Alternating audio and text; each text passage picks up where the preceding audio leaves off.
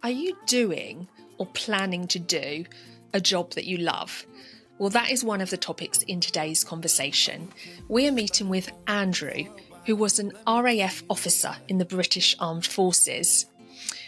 We learn all about Andrew's area of expertise, his career journey, and he shares some excellent advice with us too.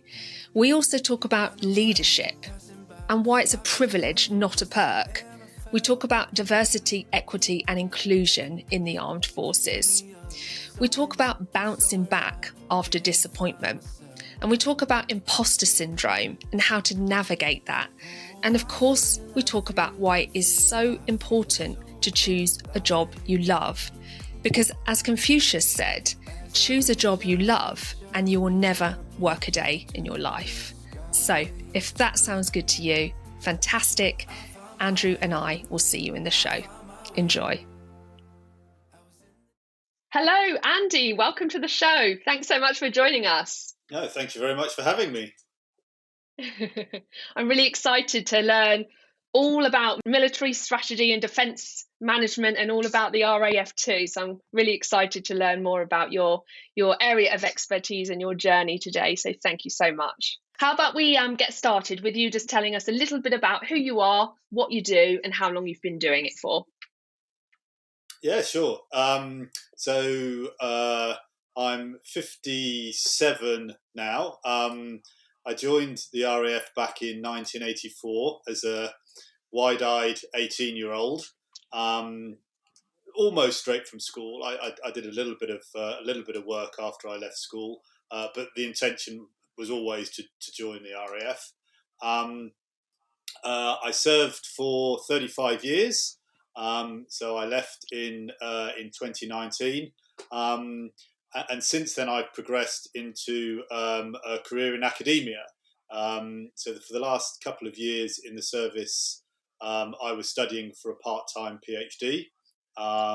When I left, I then moved full-time, finished that, with a view to staying within the defence area, but not doing sort of business industry type work. That never appealed to me.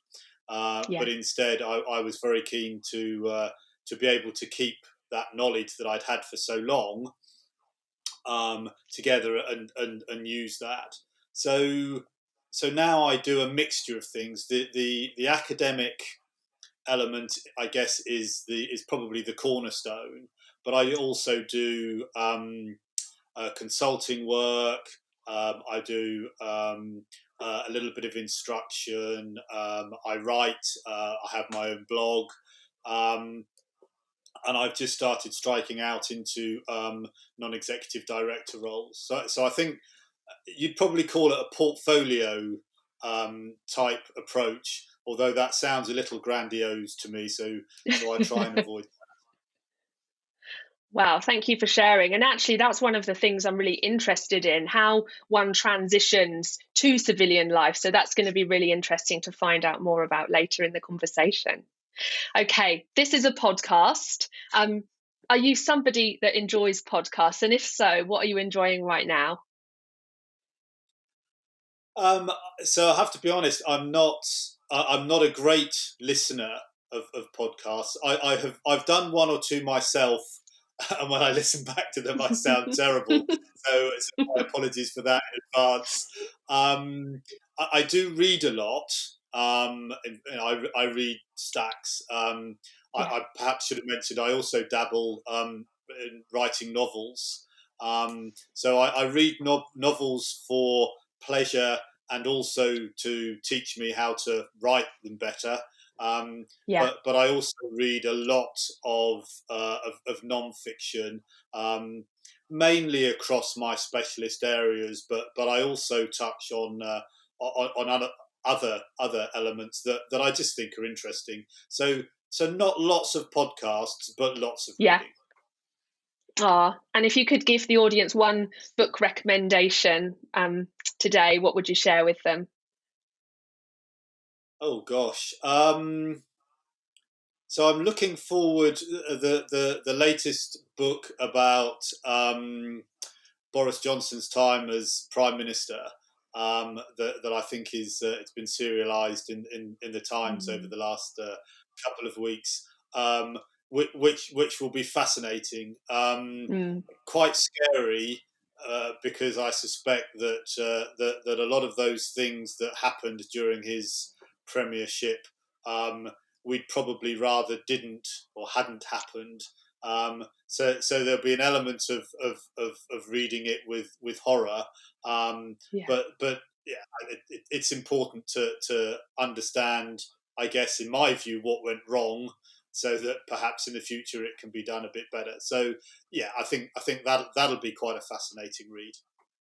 Yeah. All right. Thank you very much.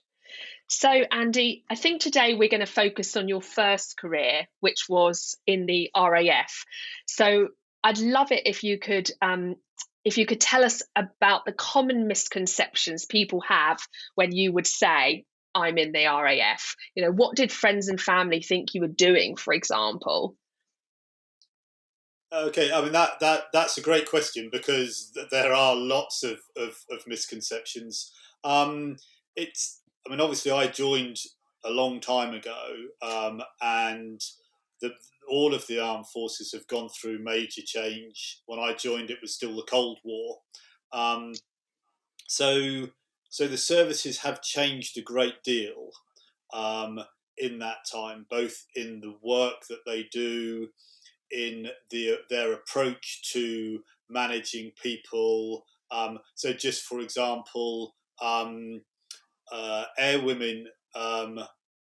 had to leave the Air Force if they became pregnant when I joined. So you couldn't Wow. be in the Royal Air Force and have a baby. Now that seems incredible now, but that was the situation. Yeah. Those were the rules.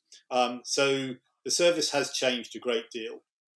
Um, I think in terms of misconceptions, I think a lot of people just don't really think about what the armed forces do. They see, they see war films, and sort of TV series um, about the military, and so they get plenty of views, um, through that. Um, and they also see the military in other activities that it does. So things like, most recently, the evacuation of people from Sudan, Yeah. the work that the military did during COVID, for example. And then, support to fireman strikes, foot and mouth disease, all of those things. So they see that, and they see, if you like, war fighting, but they're sort of the, the idea of what happens, if you like, in between, is perhaps something that most people don't really think about a great deal. But certainly in the RAF, the vast majority of people in the service are specialists in a particular area. So whether that's servicing aircraft, whether it's driving vehicles, whether it's cooking, whether it's administration, um, they are specialists, and they do that job every day. Um, Yeah.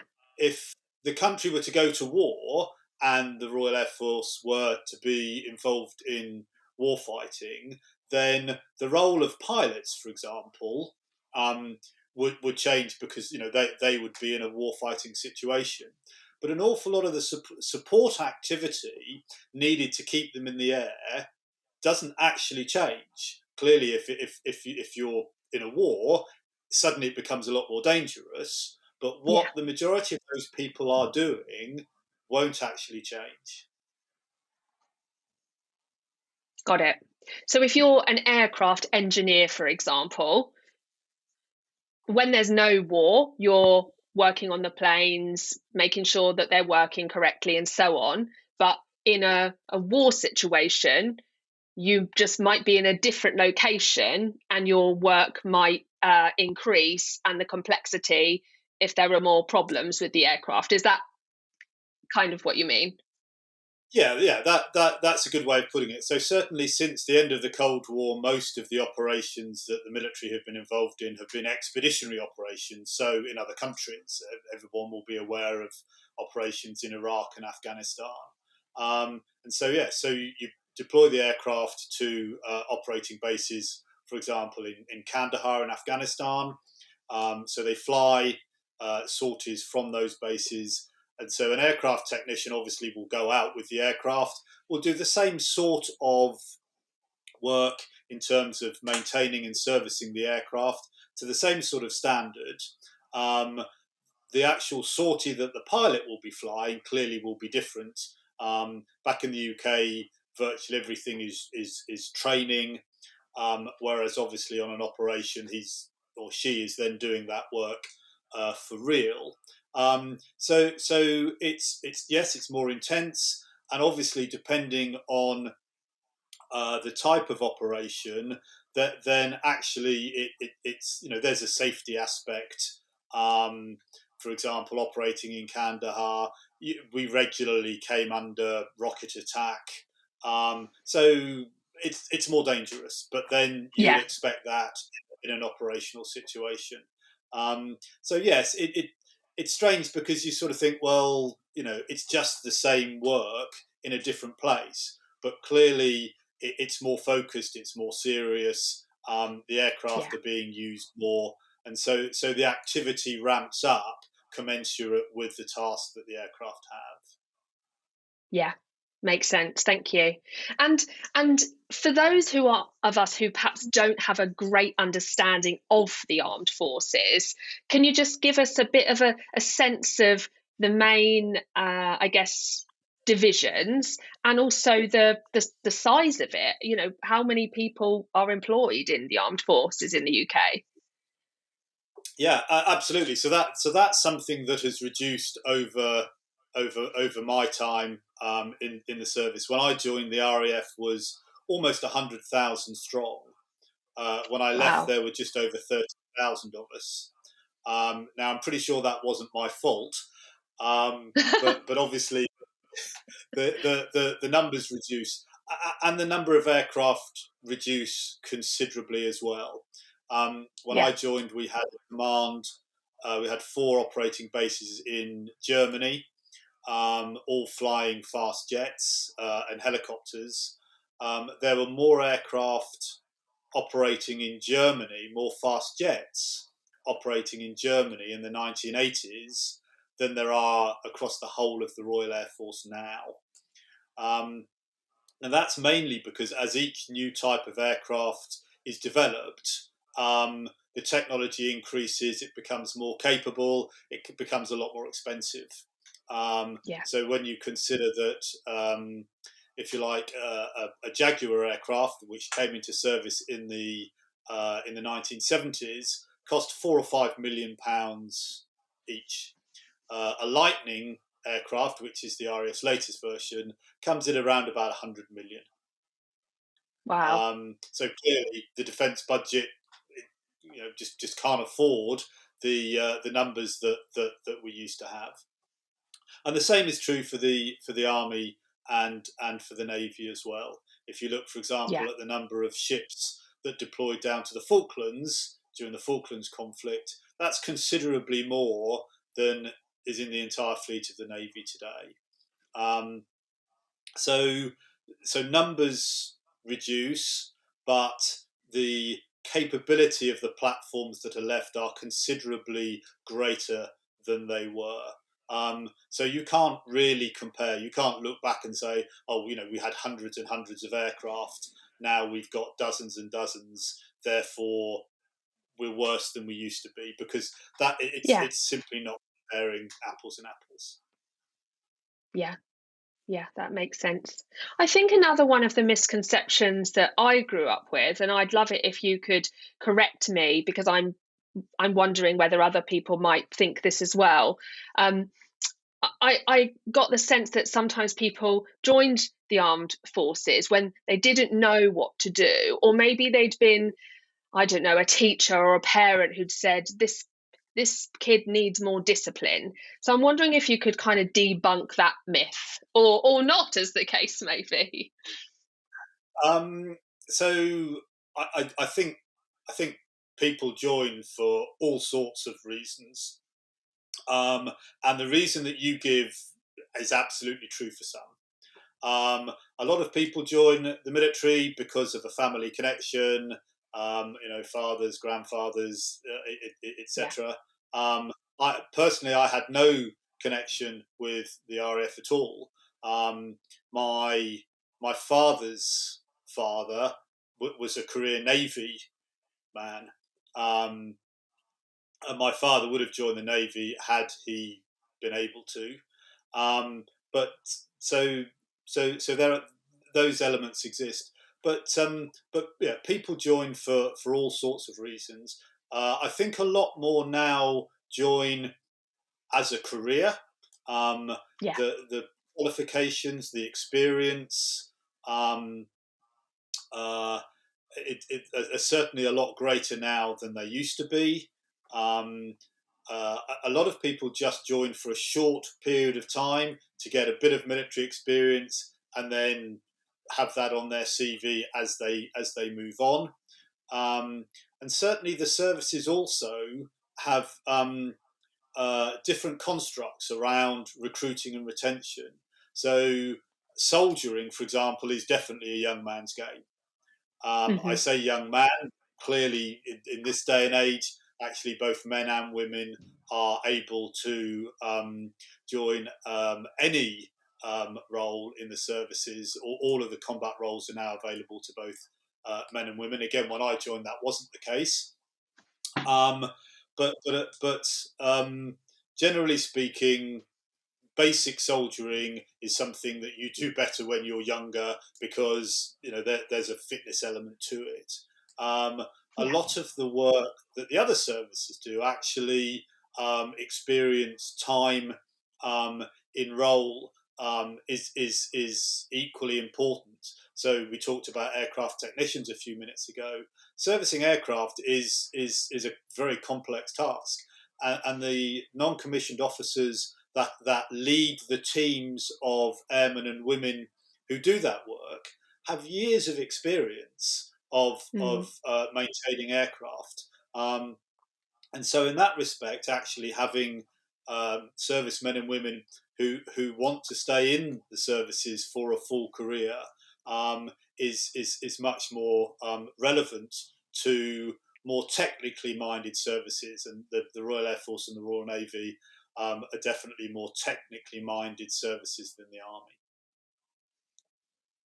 Great, thank you. And I definitely noticed as an outsider that the campaigns around recruiting for the armed forces are definitely, I guess, more, and they feel really attractive. They think they do a great job of highlighting what's available. Yeah, I mean that is very interesting because it does reflect society. If you look at the latest army recruiting, what's on the TV and on social media, it's very much, if you like, Gen Z focused.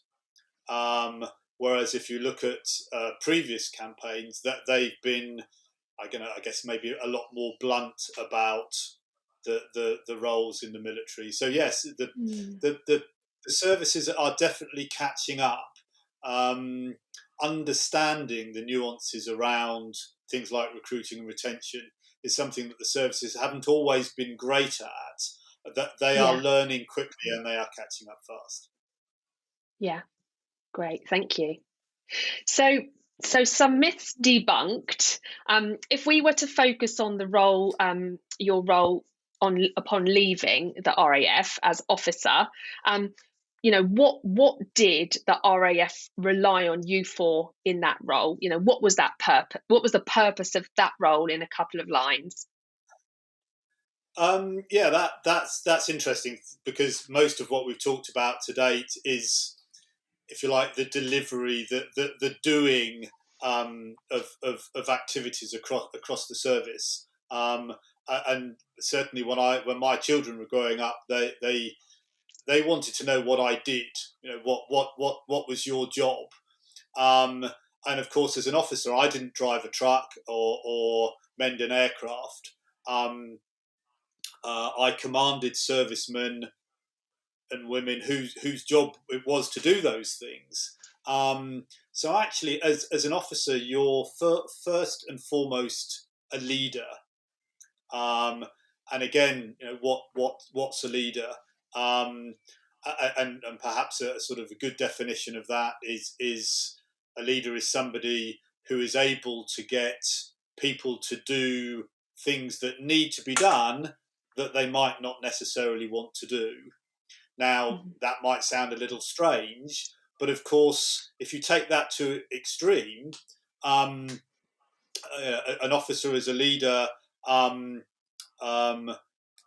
taking the troops over the top of a trench in the First World War to face potentially certain death.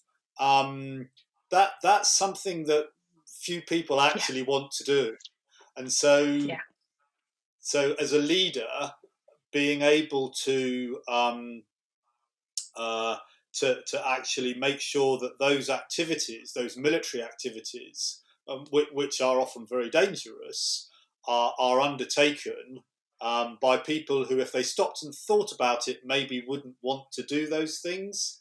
That's quite significant, and so that's why all of the services spend so long in teaching officers how to lead, the theory of leadership, and then the practice, and effectively that's what you do throughout your career.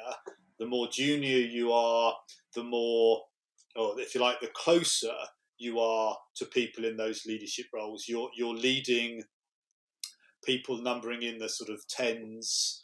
As you become more senior, you're actually leading people in the hundreds and ultimately in the thousands. And those people who get to the very top of the services are leading tens of thousands of people. Wow. Well, we're going to talk about leadership a little more later, but for now, I'd love it if you could zoom in on one of those average weeks when you were an officer in the RAF and tell us what you were doing. What would we actually find you doing if we were a fly on the wall? Okay. So I mentioned earlier that for a lot of the airmen and airwomen, the basic job that they didn't change a great deal, depending on the circumstances. As an officer, you move between jobs quite quickly, so you might only spend a couple of years in a role and move on to another, and those jobs change quite significantly as you move up the chain of command. And also, I guess more recently, with more operations, you spend more time actually, if you like, doing that primary role.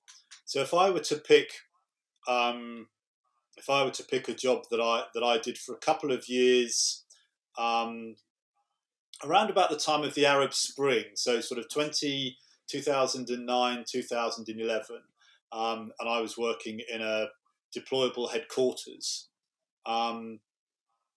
And so in quite a senior command appointment. And so we were at very high readiness to deploy. So I mentioned a little bit earlier about the evacuation from Sudan a couple of weeks ago. The headquarters that I'm talking about was the headquarters that commanded that operation. And they have to be ready to deploy staff within 4 hours of, so what they call 4 hours notice to move. The whole headquarters has to be ready to move within 2 days. Wow. So regardless of where you are, what you're doing, the headquarters has to be ready to move within 2 days. So maintaining that, the training of staff as they come in, the ability to do the work, so if you like, practicing, training, developing, that in itself is a constant activity. And of course, one of the things that people perhaps don't realise in the military, all of the day-to-day pressures that you have in almost any other business, you also get in the military. So Yeah. we're running out of money. We can't do all the training that we want to because the budget's been cut, or we've got a VIP visitor today, so we can't do this. We've got to focus. So all of those things, all of the things that I'm sure you've spoken to people about in non-military work, those things all happen in the military as well, because on a day-to-day basis, you are running an organisation in the same way as somebody runs an asset management company, or somebody manages a large branch of Sainsbury's. Yeah. So all of those things you do as well.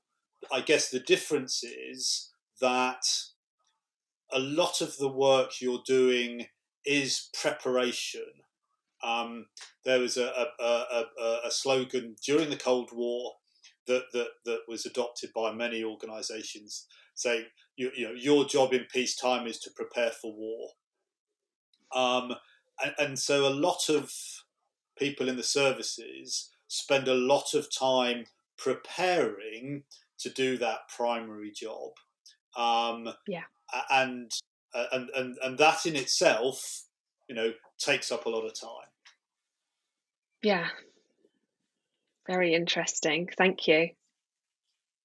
So if we were to, perhaps in that role or another role, if we were to zoom out a bit, what are the other things that happen throughout the year that the audience might like to be aware of? I guess one of the big attractions of the military is that a lot happens, and a lot of those things are both different from what you would get in another line of work. Unique to the military flag. All you've got to do is we're discussing this the day before the King's coronation. Tomorrow there will be thousands of service men and women involved in that coronation. They spent days preparing, not only to be in the parade or doing the fly past. A lot of the security aspects have been handed over to the military. So all of those things, that they all happen. There always seems to be something going on. I guess the other element is the military during the Cold War.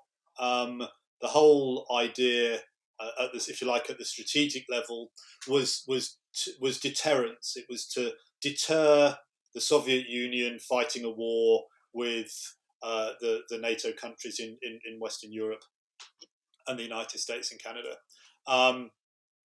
So it was all about deterrence. Obviously, if that war started, then deterrence had failed. But since the end of the Cold War, and that major task went away, you can argue that given the situation in the Ukraine, some of that deterrence is coming back. Some of the threat is coming back. But for a long period of time after the end of the Cold War, that major threat against, if you like, Western Europe and certainly this country wasn't there. So as a result, the military were used for other things. The Labour government in the late 1990s coined the phrase "a force for good," and so the military were involved in the former Yugoslavia. Then we had Iraq, we had 9/11, we had Afghanistan, all of those activities. And so the military was suddenly being used more and more for their primary purpose, if you like, rather than just deterrence and training to be ready to be used. and that's something I think that was very attractive.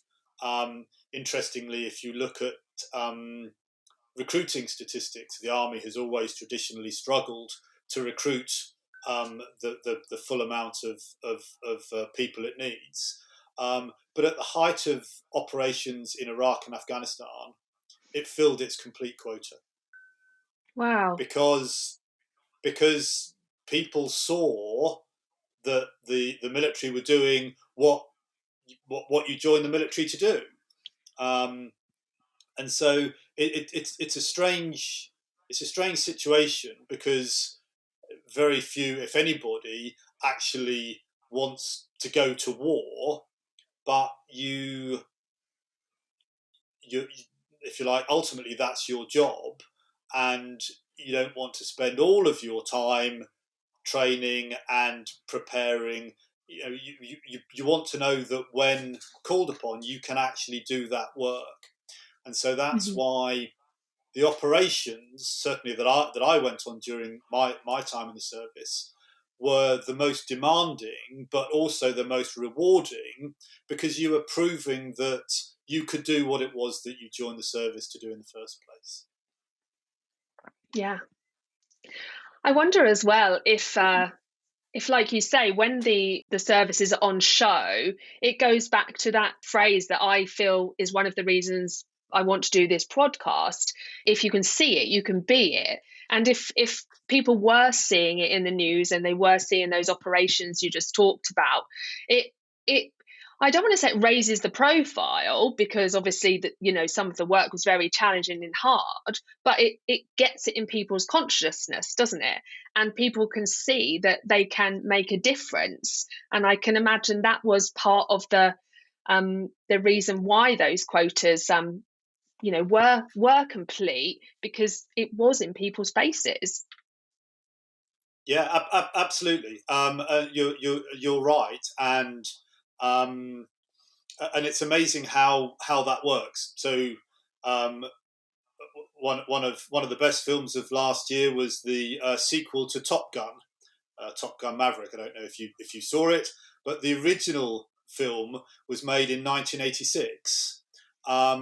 The US Navy recruiting figures went through the roof after that first Top Gun film. It was the best recruiting best for recruiting you could possibly imagine.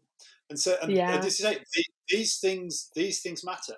People will see the military support to the coronation, and some young people will join as a result of that. For example, 2018 was the 100th anniversary of the Royal Air Force. We had lots of big celebrations. And the final celebration was a big parade, fly past. And I was on the Mall in my full uniform, medals and everything. And the amount of people, the goodwill that existed just during that period. And I often wonder how many young men and women went along to the careers office and joined after that, simply because, if you like, of the good publicity. Because there is an element of serving. The monarch is your boss. As an officer, you hold the King's Commission. I held the Queen's Commission, and ultimately, the monarch is the commander-in-chief. And whilst at the basest level, a soldier fights for his or her friends and comrades, at the end of the day, there is an element of service, and that's still attractive. It was definitely attractive to me when I joined, and it's something that I still feel very proud of. In the foreword to the latest book, or the preface to the latest book that I've written, I talk about that day on the Mall, and say, it's one of the proudest, if not the proudest day that I served in uniform. It was, it was a very, very special day. And so there is an attractiveness of that as well. Mm. Giving something back is quite a trite expression, but there is an element of that. Yeah. And I'm just thinking, obviously we've got the coronation this weekend, but I'm just thinking about the Queen's funeral last year and how important the services were in those events, and I bet similarly, interest went up in the profession as a result of those events.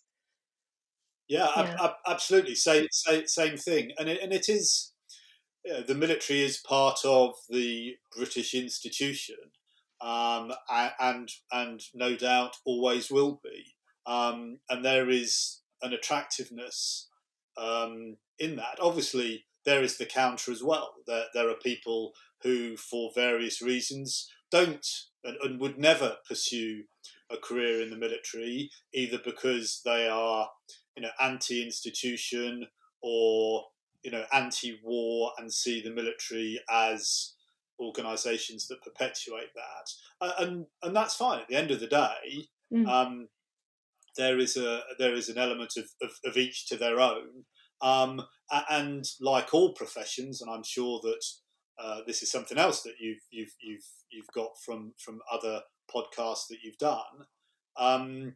Some people are suited to the life in the military, but lots of people aren't. Yeah. Thank you. All right.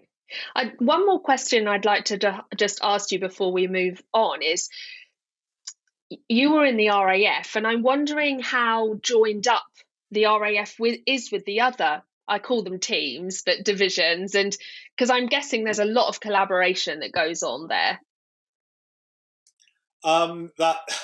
That's a great question. So, because the short answer is not as much as there should be. Right. The services, as I say, I've used the word institutions, and the services are definitely institutions, and that can be a good thing, but it can also be a bad thing. So ultimately, the output that the country needs from the military needs to be all inclusive. It's a defence output. It's not an army output. It's not a navy output. It's not an air force output. It's a collective output. But the services definitely manage themselves as their own institutions, with, in some cases, hundreds of years of tradition behind them. And certainly when you join a service, it is very clear that that's the service that you're joining. You're not joining defence, if you like. You're commissioned as an officer in the Royal Air Force. And so while that focuses your attention, and, if you like, you become indoctrinated. You absolutely do, into that service. And I'm not saying that that's a bad thing, because ultimately, we all know what the ultimate task of the military is, and there is a risk to life in the ultimate job that the military does. And so you've got to have that focus and that dedication to the service to be prepared to put your life on the line if you have to. But that doesn't always mean that the services work as well together as they can, because there's never enough money to go around. Obviously, there is competition between the services. Each of the services wants to be seen as being the best, both in terms of prestige and the if you like, the honour of the individuals, but also when it comes to attracting new recruits. Certainly, if anybody used to come and talk to me about joining the services, I would try and be sort of honest in as much as recognising that there were opportunities in the other two services. But you can guarantee that the vast majority that I would talk to them about would be about my service, because, clearly I always thought my service was the best, and I still do. It's not something that you leave behind. One of the things I regularly say in discussions about the military is, if you cut me, I will still bleed light blue, the colour of the RAF. And that doesn't stop when you leave. And I know that the government has been doing a lot more for veterans in general, but the services, especially if you've spent as long as someone like me has in the service, I've spent well over half my life in the RAF, and you don't just walk away from that. That's something that stays with you for the rest of your life. Yeah, thank you. All right. So tell us what you love most about the RAF. So, variety. Even if you were in a job that you didn't like, you knew you weren't going to be doing it for very long. And I'll be honest, in my time, I've lost count of the number of different jobs I had, but there was only one that I didn't really like, and I only did it for 18 months, and then I moved on. You have the opportunity to do your very best and be recognised for that, and know that in most instances that will make a difference. And I think as an officer, you are expected to use your initiative. You are expected to make decisions. That's what leadership is about.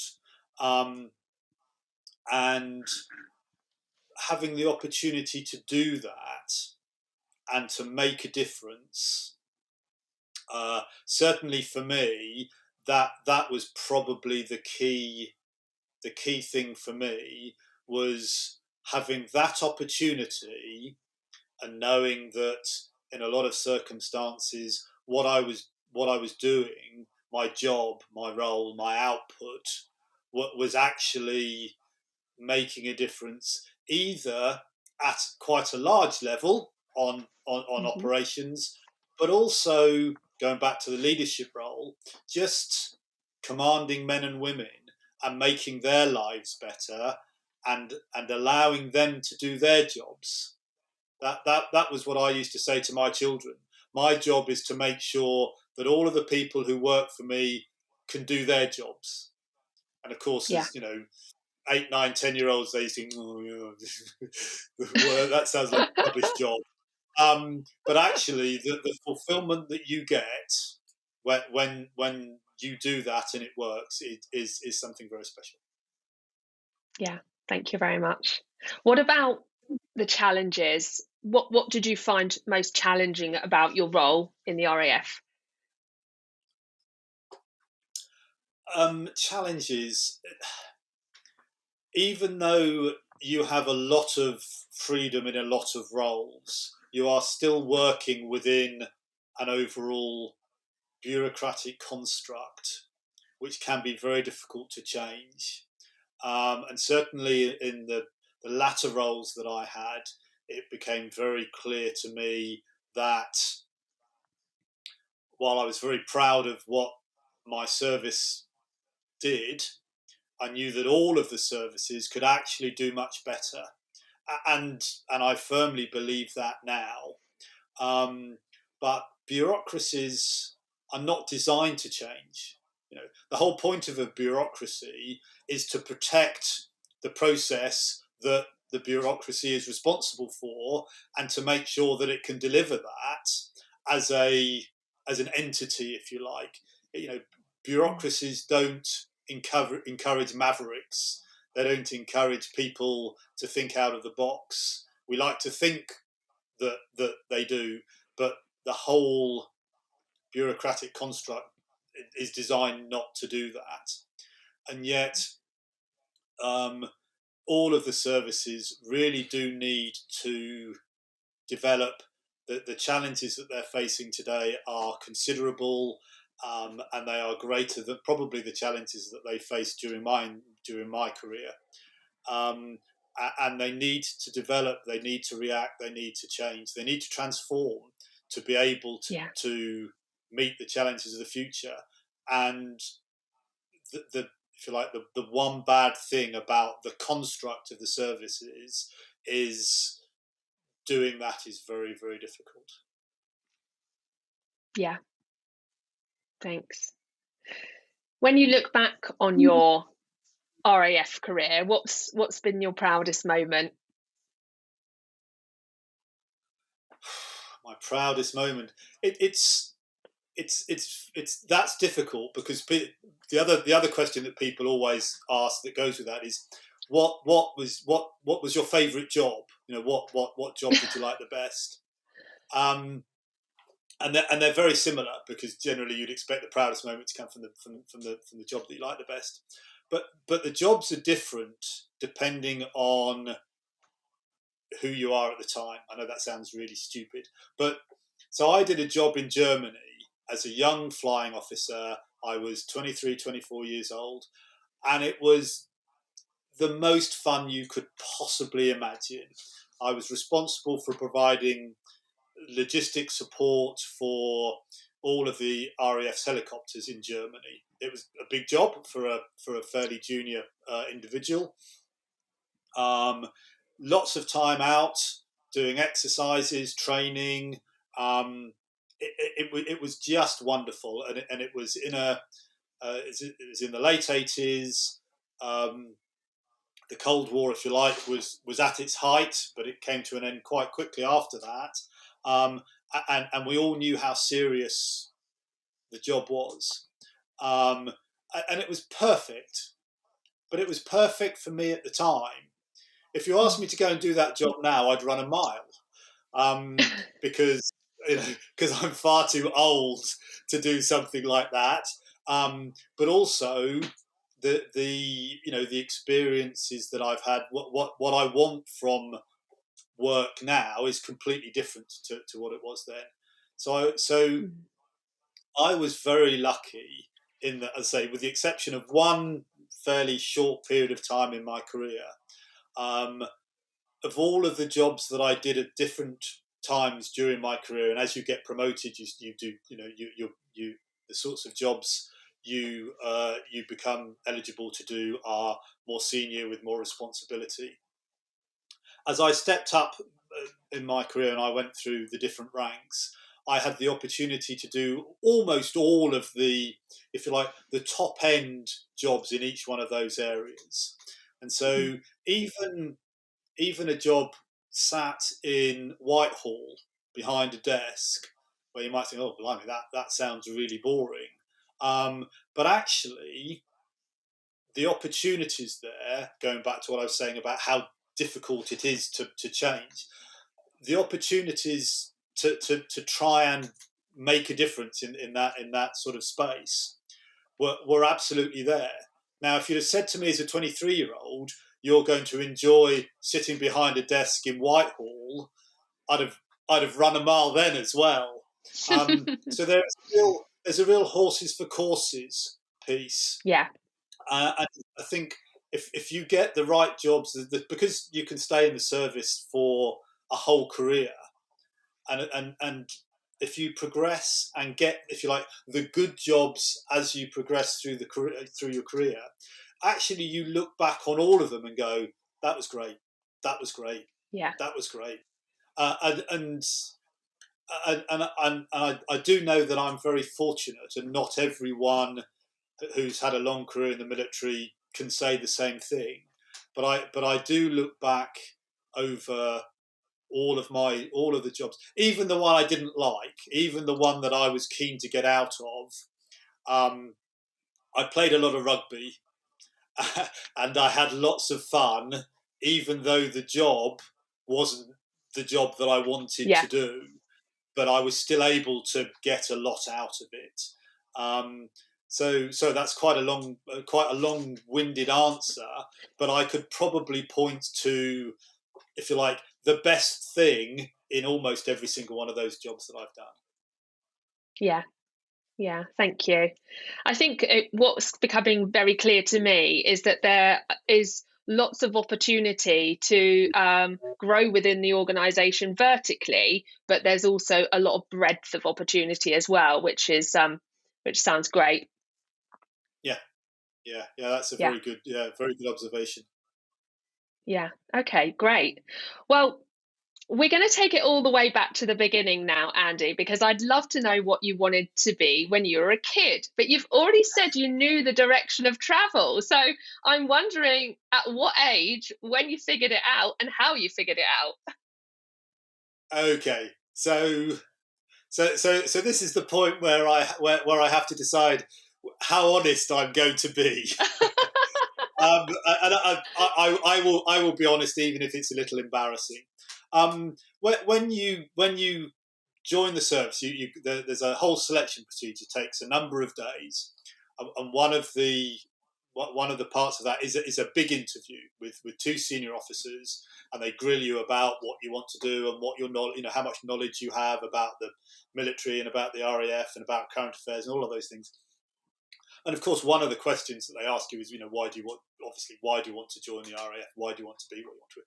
I wanted to be a pilot. That was my focus. And in a second, I'll tell you why I wasn't a pilot. But as a child, but actually, the honest truth is that I guess I was maybe, I don't know, 13, 14. I almost woke up one day thinking, oh, blimey, I'm going to have to think about what I'm going to do in this big wide world. What job am I going to do?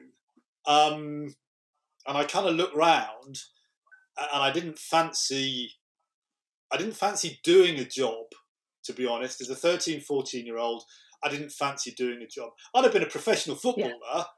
but I was never good enough. I'd have been a professional rugby player, but at the time it was an amateur sport, so I wasn't going to do that either. Yeah. And then almost I sort of, flying aeroplanes, being a pilot in the RAF. Well, that's not a job. That just looks like great fun, Fun. day after day after day. I'm going to do that. And that was the decision. And it probably took Yeah. me about 2 minutes. And of course, from that moment on, a narrative had to be built around it to prove that clearly I hadn't just gone, I don't want to do a job. Flying aeroplanes isn't a job, therefore that's for me. Because had I said that at the interview, I wouldn't have got very far. So I then spent the next sort of 2 or 3 years building the narrative up as to why it was that I wanted to join the RAF. But the reality is, I woke up one day and went, oh gosh, I need to work out what I'm going to do when I leave school. I don't want to do a job. Well, I'll fly aeroplanes because that's not working. Yeah. I'm not sure I should have said that to however many people are going to listen to your podcast, but there we go. That's the truth. Well, thank you for your honesty. And hey, I'm sure we've all been there. And what's the saying? If you do something you enjoy, you never do a day's work. So I guess you were kind of going after that, weren't you? Yeah, absolutely. And I did join the Air Force to be a pilot. I went through the selection procedure, and actually, when I commissioned as an officer, I went into flying training. Yeah. A very old and bold flying instructor at an early stage of my flying training career said to me, he said, "You know what, Curtis?" He said, "A good pilot, you can always tell a good pilot because in their logbook, they have the same number of takeoffs as they do landings." I looked at him, and he then said to me, "I'm not sure that's going to be you." Oh, Which was, but he was true. I was terrible. I was great at flying. I couldn't learn quick enough. The way yeah. the Air Force teaches So flying fast jets is a bit like driving a Formula One car. Anybody could do it if you give them enough time and training to get there. Yeah. But the military doesn't have enough time. It's very expensive to train pilots. You have to learn quickly. And I was just a bit of a plodder. I just learned too slowly. And the Air Force wanted me to learn new stuff, and I was still trying to learn the old stuff. So that was it. That was my flying training finished. And I then had the choice of either leaving the service or doing another job.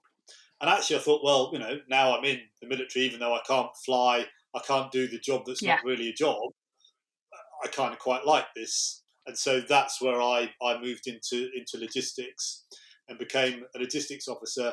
And boy, did I then have to start earning, working for a living. So my idea of as a 13, 14-year-old crashed and burned very quickly, and I soon found that I definitely had to, work for a living as a logistics officer. But you know what? It's been fine, and it was probably as good fun as it would have been flying an aircraft anyway. Oh, thank you. Couple of questions. So yeah. When you were that age and you figured it out, right, yes, I want to fly planes, and therefore I will join the RAF. And again, I'm only asking this questions because I guess it's what I've seen in TV and films. When you told your parents or caregivers that that's what you wanted to do, did you have support from them, or was there any pushback? Because I guess the common fear is that my son or daughter is going to go to war and might die. So I'm just curious about how that went. Yeah, that's quite an interesting question. But say my obviously both my grandparents, both my grandfathers were old enough to have served in the Second World War, and so my paternal grandfather was career Navy. My mother's father joined the army.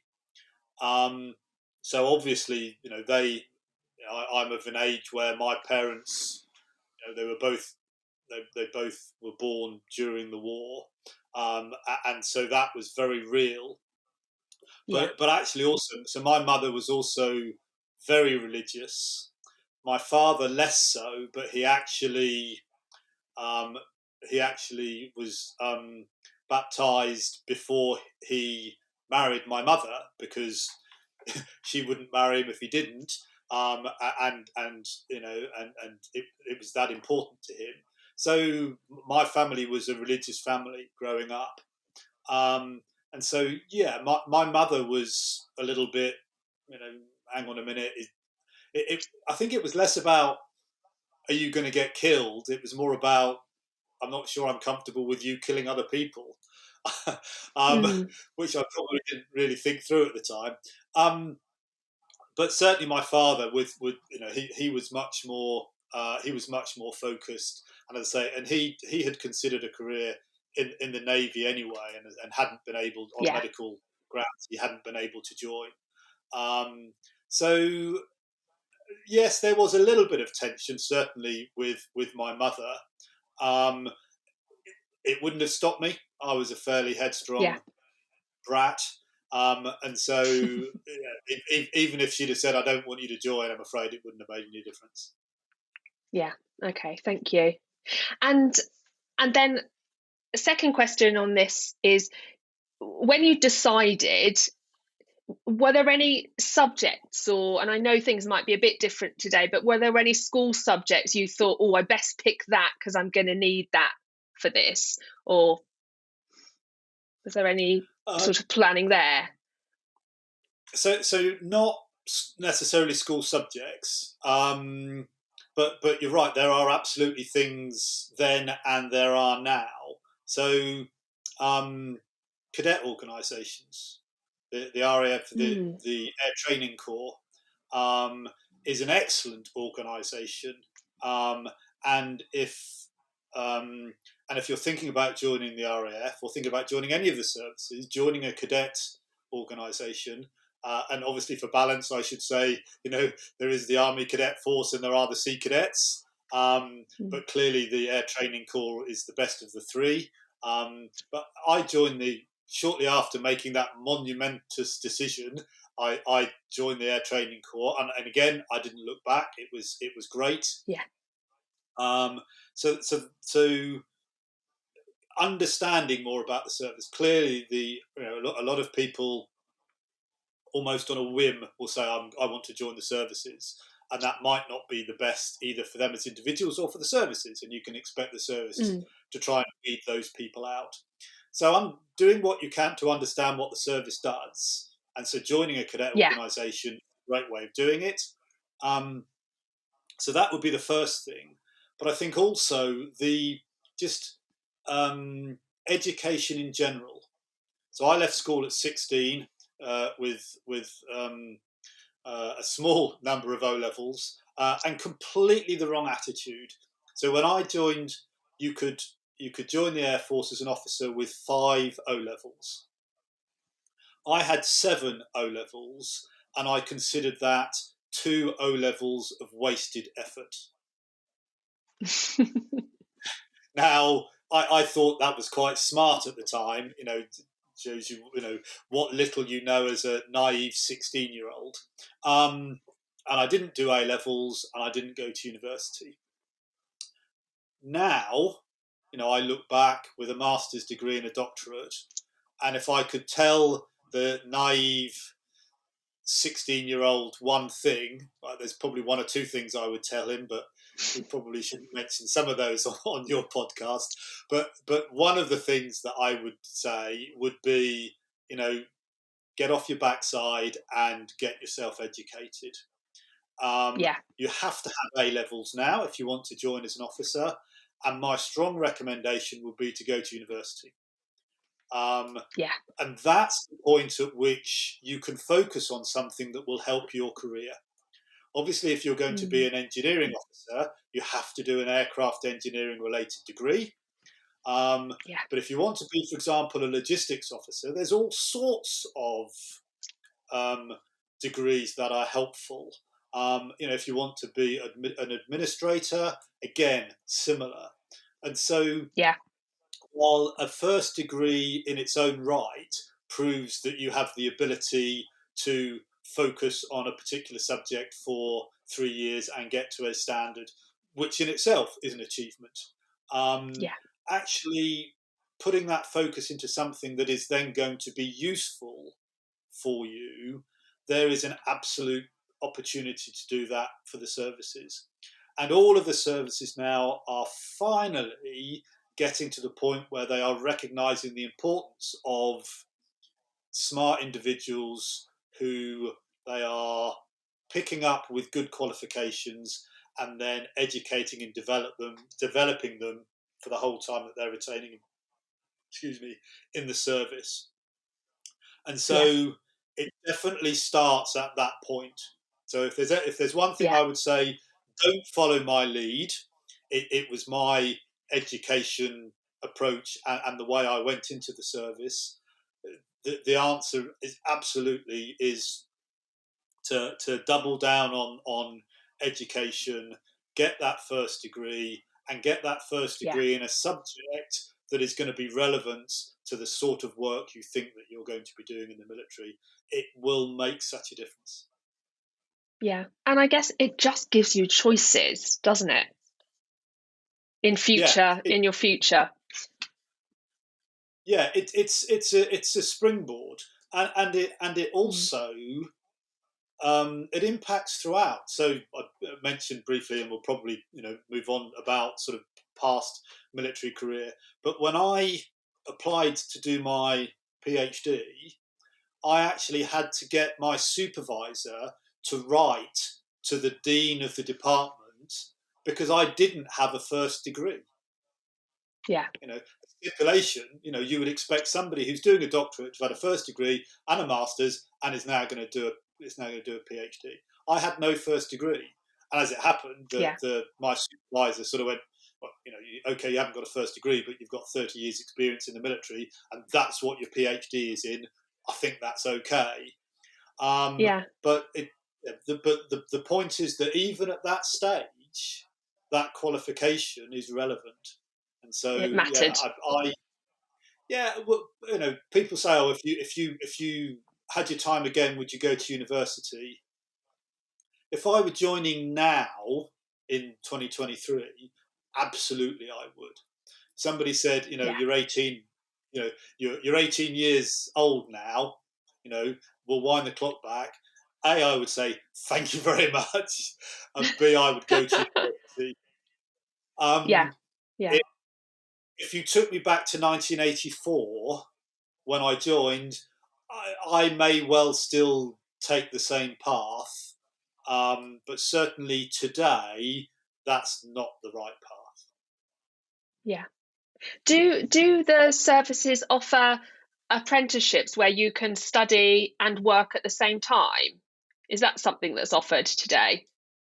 Yes, yeah. So, Yeah. so they have bursaries.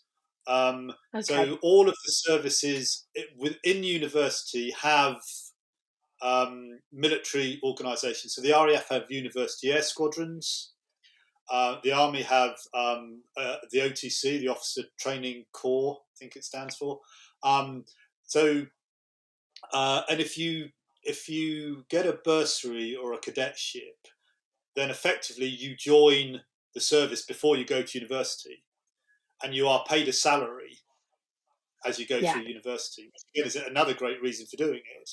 Mm. But even if not, if you go to university, you haven't quite worked out, but you think you might want to join the service, then actually you can join the university air squadron with no commitment Mm. whatsoever to join the Yeah. service afterwards and get an idea, do some flying training. Um, these things are very good investments for all of the services, because they bring people in who perhaps a little bit later than someone like me is still trying to work out what it is that they want to do. But Yeah. yes, if you've made up your mind that you are going to join, so for example, the chief of the air staff, who runs the Air Force, is just about to changes next month. The individual that is going to take over is an air engineer. He's not a pilot. For the first time ever, the RAF is Mm-hmm. going to be commanded by an air engineer. And potentially in one or two turns of the handle, the RAF may well be commanded by a woman as well. There are now sufficiently senior officers to be in the running for that, maybe two turns of the handle away. So the Yeah. RAF is doing some things right. But this individual who is an air engineer, so he's breaking the mould because he's not a pilot. He went to university on a cadetship. So he joined the Air Force, was sponsored through university, and then came in afterwards. He is now, or within a month, he's going to be running the whole show. So if Wow. that's not a good advertisement for that as a system, I don't know what is. Yeah. Thank you. One more question before we move on to your career journey. So you've joined the RAF because you want to fly planes, and you've just had your dream shattered. How, A, do you feel, and B, how do you get over that? Yeah, that was tough. That was.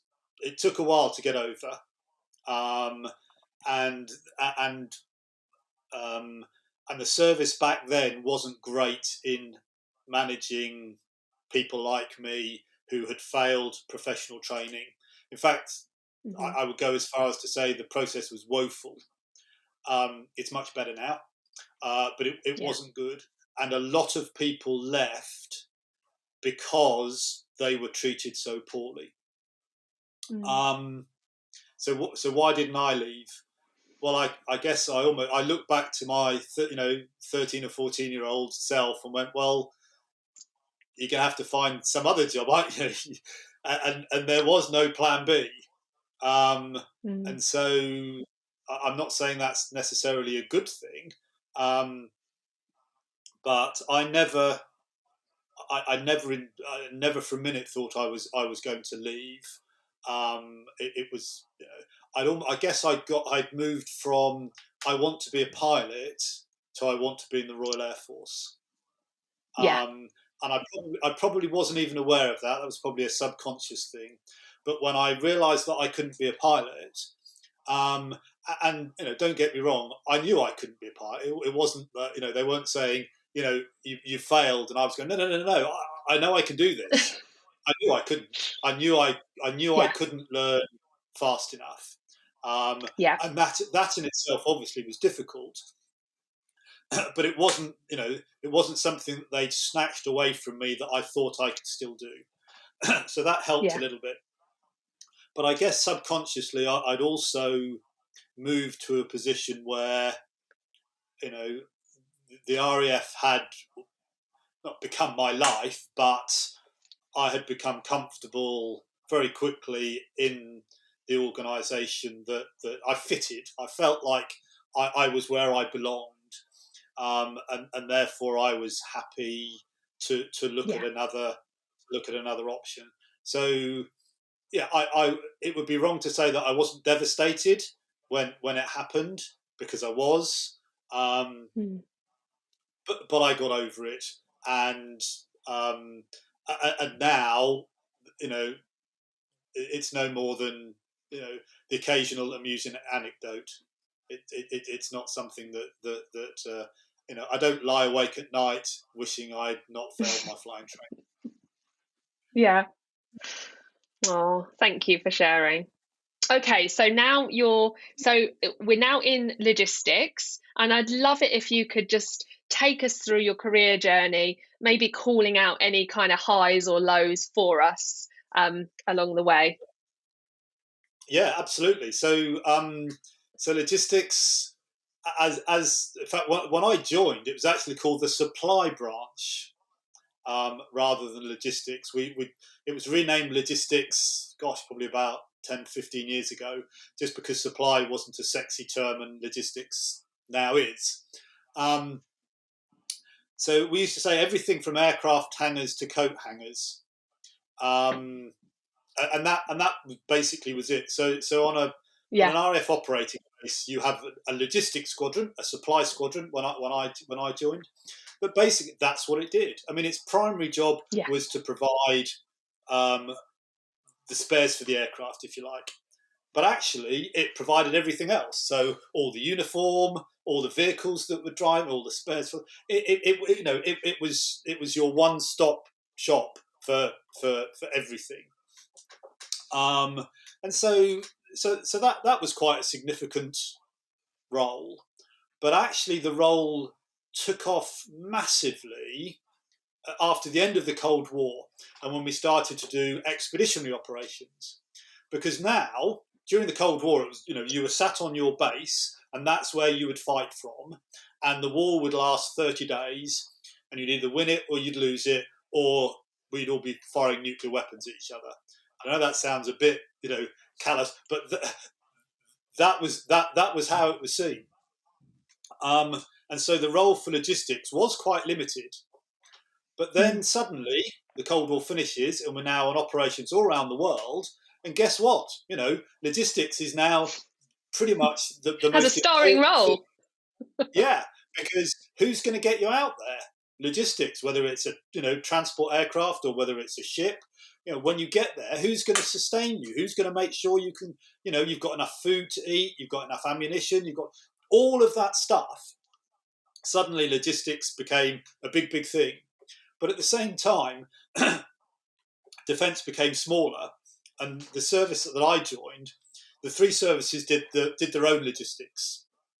But then, after the Cold War, when we started doing expeditionary operations and we started getting smaller, we had what was called jointery. So the services became joint. So we had lots of organisations from all three services came together to deliver a service. So medics, for example, all the medical system became joint. Intelligence became joint. Communications became joint. And logistics became joint. And that made it even better, because suddenly you're now responsible for providing logistics across all of the services. And the opportunities were huge. And just to reinforce the if you like, the jointness, in the last 25 years of my service, I only did 2 jobs inside the RAF. All of the other jobs were across the whole of defence. Yeah. And so you do the basic logistic work, so supporting the aircraft on a station. So I commanded a logistics squadron as a squadron leader in due course.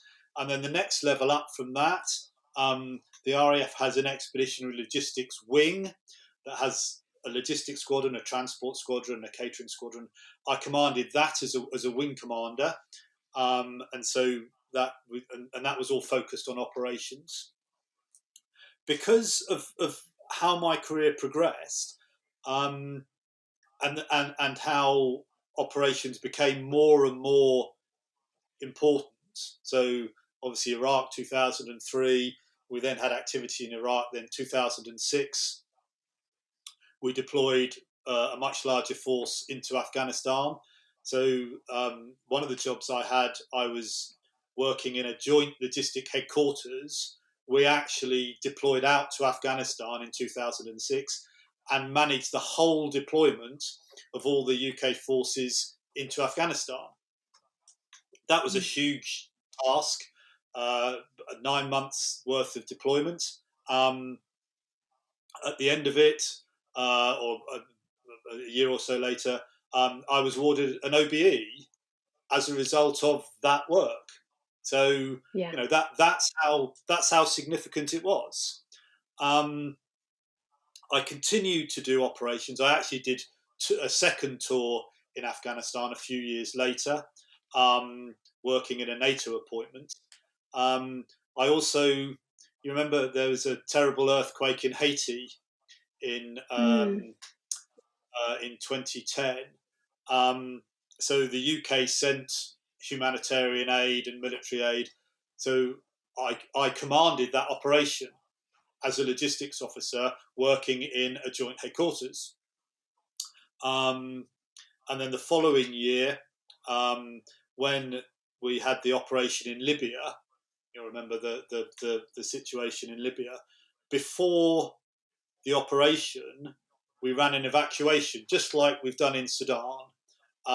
We evacuated hundreds of not only British but European nationals out of Libya. And so I was in the headquarters. I was the deputy, so the second most senior person in the headquarters that did that work as well. And we deployed out to Malta and we commanded it from there.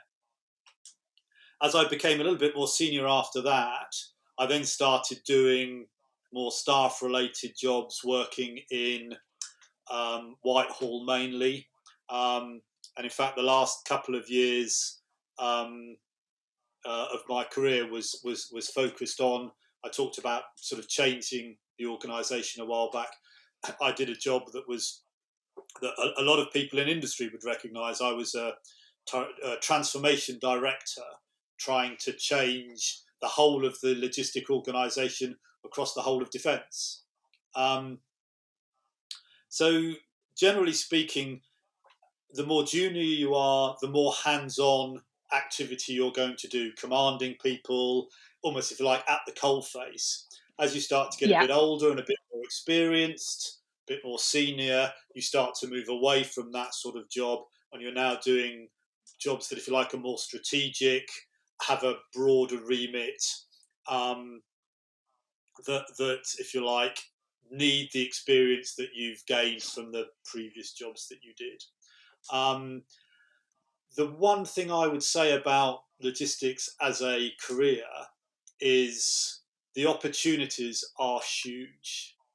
So even over and above the jobs that I've mentioned. So, for example, all of the people that load and unload our transport aircraft, they're all logistics.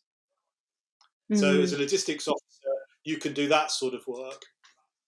All of the procurement work that we do, pretty much every procurement team and the MOD spends billions of pounds a year buying stuff.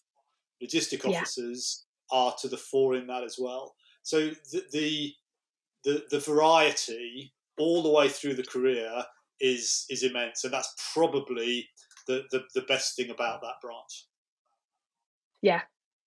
And earlier, when you were talking about that, have to be ready to go in 4 hours, I'm guessing your department was very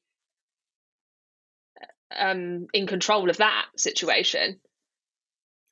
Yeah, yeah. So the actual deployment itself, when it happened, my team within that headquarters, that's exactly what they did. But just the whole preparation, things that you don't think about. So um, I was probably vaccinated against anything that you can be vaccinated in the whole world, because you could go to anywhere in the whole world um, in at 4 hours notice. You didn't have time to go down to the doctor, down to the GP and get jabbed up for rabies because you were going to a country. You had to have that in advance. All of the training, you had to be ready. We all had more than one passport, believe it or not, just in case a passport was being used for something, to get a visa, and you needed to go. So you had to be ready. So all the management of all of that's logistics. Yeah. Yeah.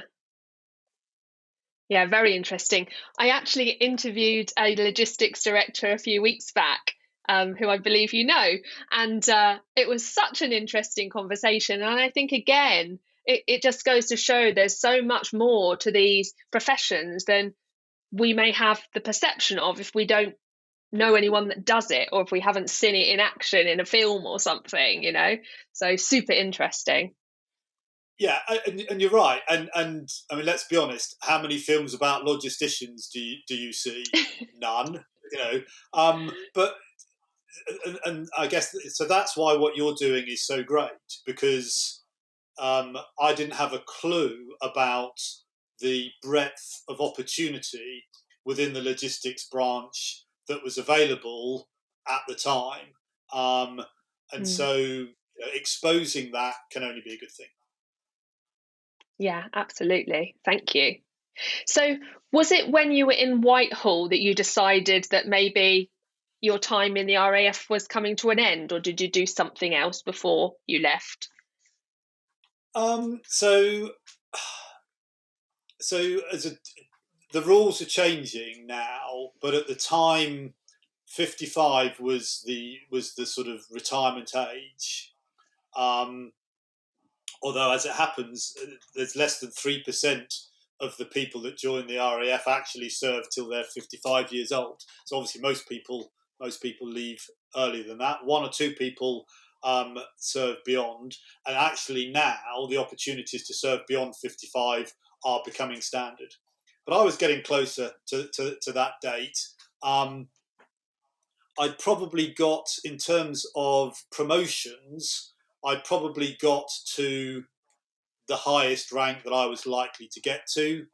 The military is a very hierarchical organisation, and there are certain ceilings that depending on where you are, that's as far as you'll get. And so I could have done more jobs in that rank, but they would have been similar to what I was doing. And I guess the time had come to start thinking about what was next. And I guess the two key thoughts for me, one was, why would you want to turn your back on 30 plus years of military experience? Although, having said that, the logistics experience I probably could have taken into almost any walk of life. Yeah. Logistics works everywhere. So that was always an option.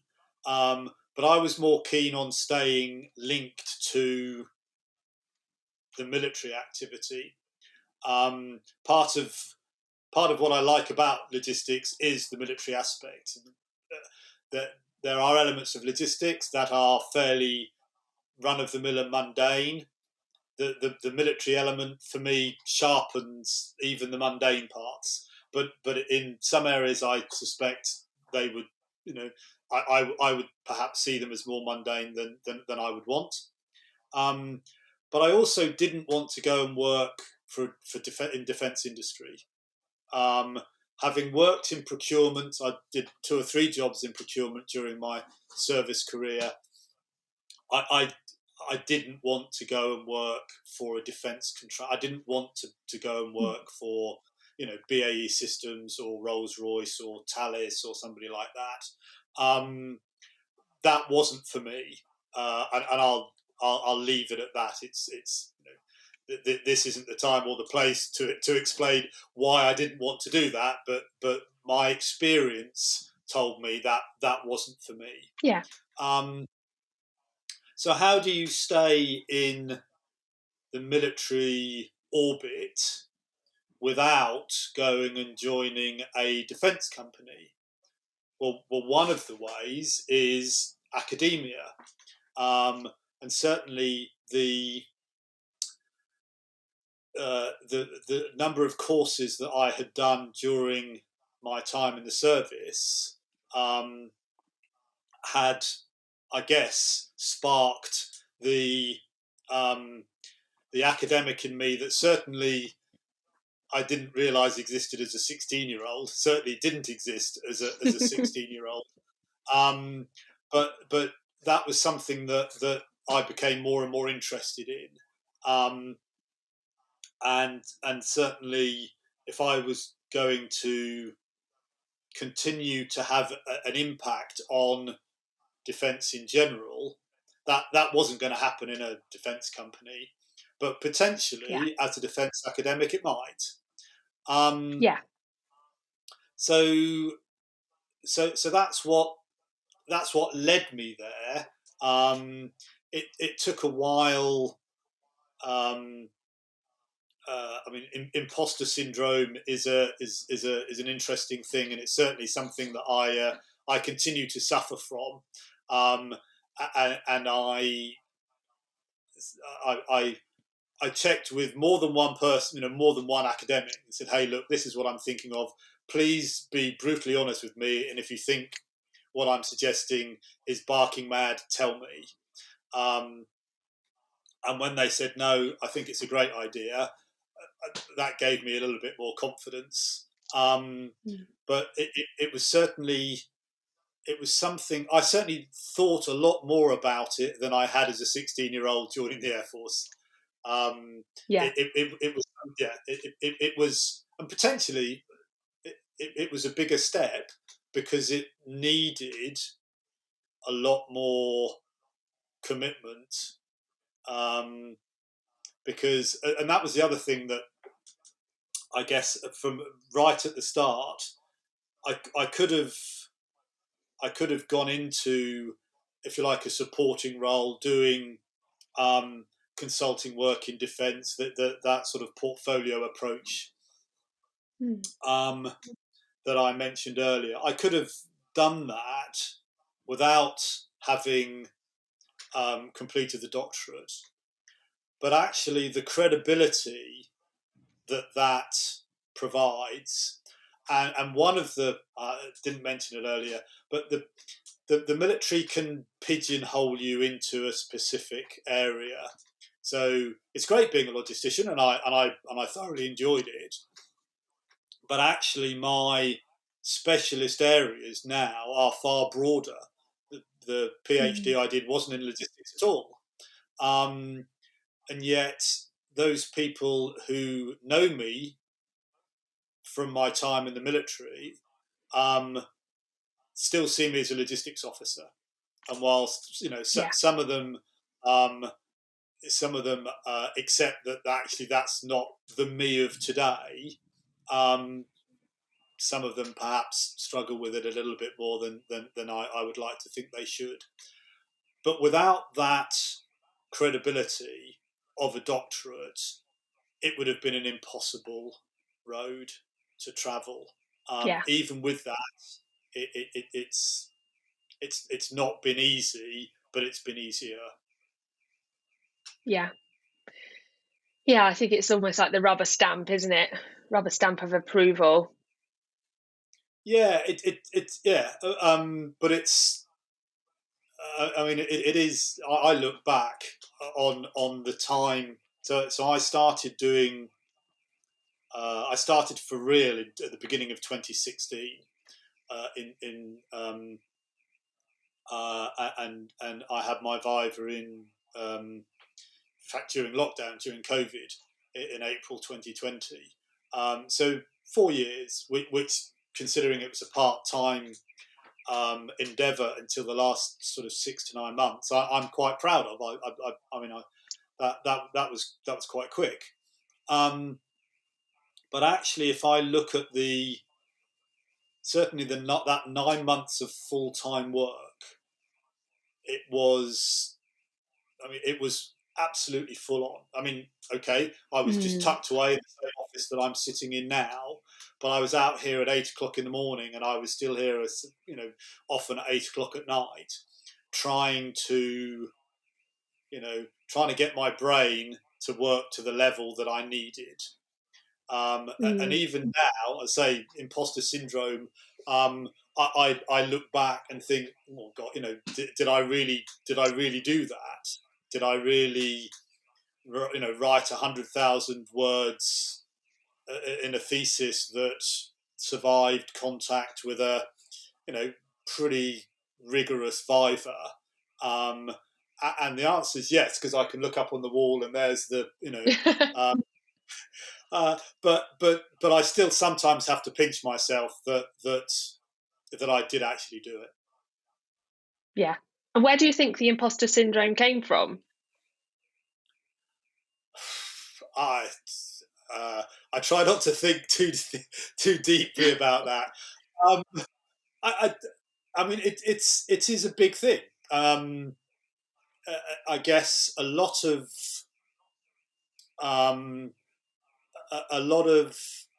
what I've fallen back on in my career is experience, and I'm a huge believer in experience.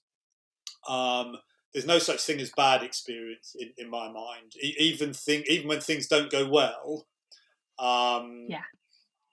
you still learn from them. I did a job as a junior aide to a 4-star Air Chief Marshal. I did it for 6 months and I got sacked, which was a bit embarrassing. But what I learnt about how the Air Force worked at that level, I would never have seen. I'd never know if I hadn't done that job.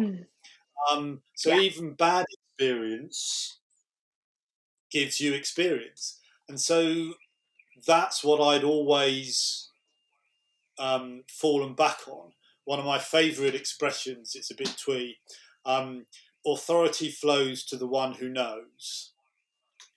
And I'd always in my career made sure that within my specialist area, I was the one who knew. So as a logistics officer, regardless of the situation, I was the one who knew. I knew the detail. You might disagree with me, but you would never defeat me in detail. And you generate an element of confidence from that. But a doctorate is diving incredibly deeply into an area. Although I had knowledge around the area that I studied, the depth that I had to go to was way beyond any level of knowledge that I had, and way beyond the experience that I had created for myself. And therefore, was it real? What was it tangible? What was it? I could rely on my experience because I built it. It was mine, and I'd done that in the past. But now I'm pointing to my doctorate, and I am relying on that and that focused work in an area that I didn't have the detailed knowledge. At the end of the day, when you complete a doctorate, you are probably the most knowledgeable person about that tiny little in the whole world for that short period of time. And but for me to almost recognize that in myself is very difficult, and that's where the imposter syndrome comes from, I guess. I can almost understand what you mean, because your experience had all been practical, and you'd completed them, therefore that was the evidence that you were good at those things. Whereas knowledge is intangible, isn't it? It's in our head, and there's lots of opportunity for us to doubt ourselves. And so I can see where that came from, and potentially as well, if you were in a room with other academics who had been through the traditional education journey. So I can see that. I follow a business strategist, and I really like the way she defines expert. So she says, you are the expert if you know more than the average person in an average room on that topic. I think that's a really good way of putting it, isn't it? Because, you don't have to know the most in the whole wide world to be an expert, but if you know more than the average person in an average room, then that's good enough. Yeah, it's a bit like the two ramblers walking across the field, isn't it? And they get halfway across the field and they see a bull in the corner of the field that clocks them and starts coming over. And one of the two says, "Oh no, we're done for," and the other one says, "No, run as fast as you can." I said, "Don't need to run as fast as I can. I just need to run faster than you." Yeah, it's true. So for anyone in the audience who is currently struggling with imposter syndrome in whatever situation or their environment they are in, what top tip would you give them for overcoming imposter syndrome? Believe in yourself. It's easy to say, it's often harder to do. Confidence is somebody said to me once, confidence is that thing that you have before you really understand the situation that you're in. They were joking, of course, but that self-confidence, too much self-confidence, we all know is a bad thing, but not enough self-confidence, can be a bad thing for you as well. So, where's that sweet spot of just the right amount of self-confidence? And is it better, if you can't hit that sweet spot, is it better to have too little or too much? I think, some people hit the sweet spot, easily. And I am envious of them. My feeling is actually having a little bit less self-confidence than the sweet spot is probably better. I know it's better for me, because it does, it does keep you questioning. It keeps you on your toes, rather than just, I can sail through this. So many people, and I've seen it in the military, and I've seen it in academia, just bluster their way through, and that's not right. But a lot of people get away with it. So you've got to believe in yourself. For me, it does go back to that authority flows to the one who knows. And that is still, if I need a suit of armor, then that is it. And so over recent time, I have worked pretty hard to develop that knowledge base in the specialist areas that I now work in. So in sort of higher level strategy, national strategy, and policy and the management of defence. Those areas that my PhD was in, but rather than just the very narrow element that that the thesis looked at, I've tried very hard to broaden my knowledge around that. So I've got the depth in that one area, but actually broadening that out, and so I can fall back on that in the same way as a logistician, I fell back on my logistics knowledge, albeit I'd gained that through years of actual hands-on work. So yeah, I'm still trying to develop that suit of armor, that protection, whatever it is, because I know that I need it, because I tend to be the less confident side of the sweet spot than the more confident side. But I'd rather I were there. So I think if you have got that, I don't think having that imposter syndrome is necessarily a bad thing, because it does keep you on your toes. It keeps you honest, and I would rather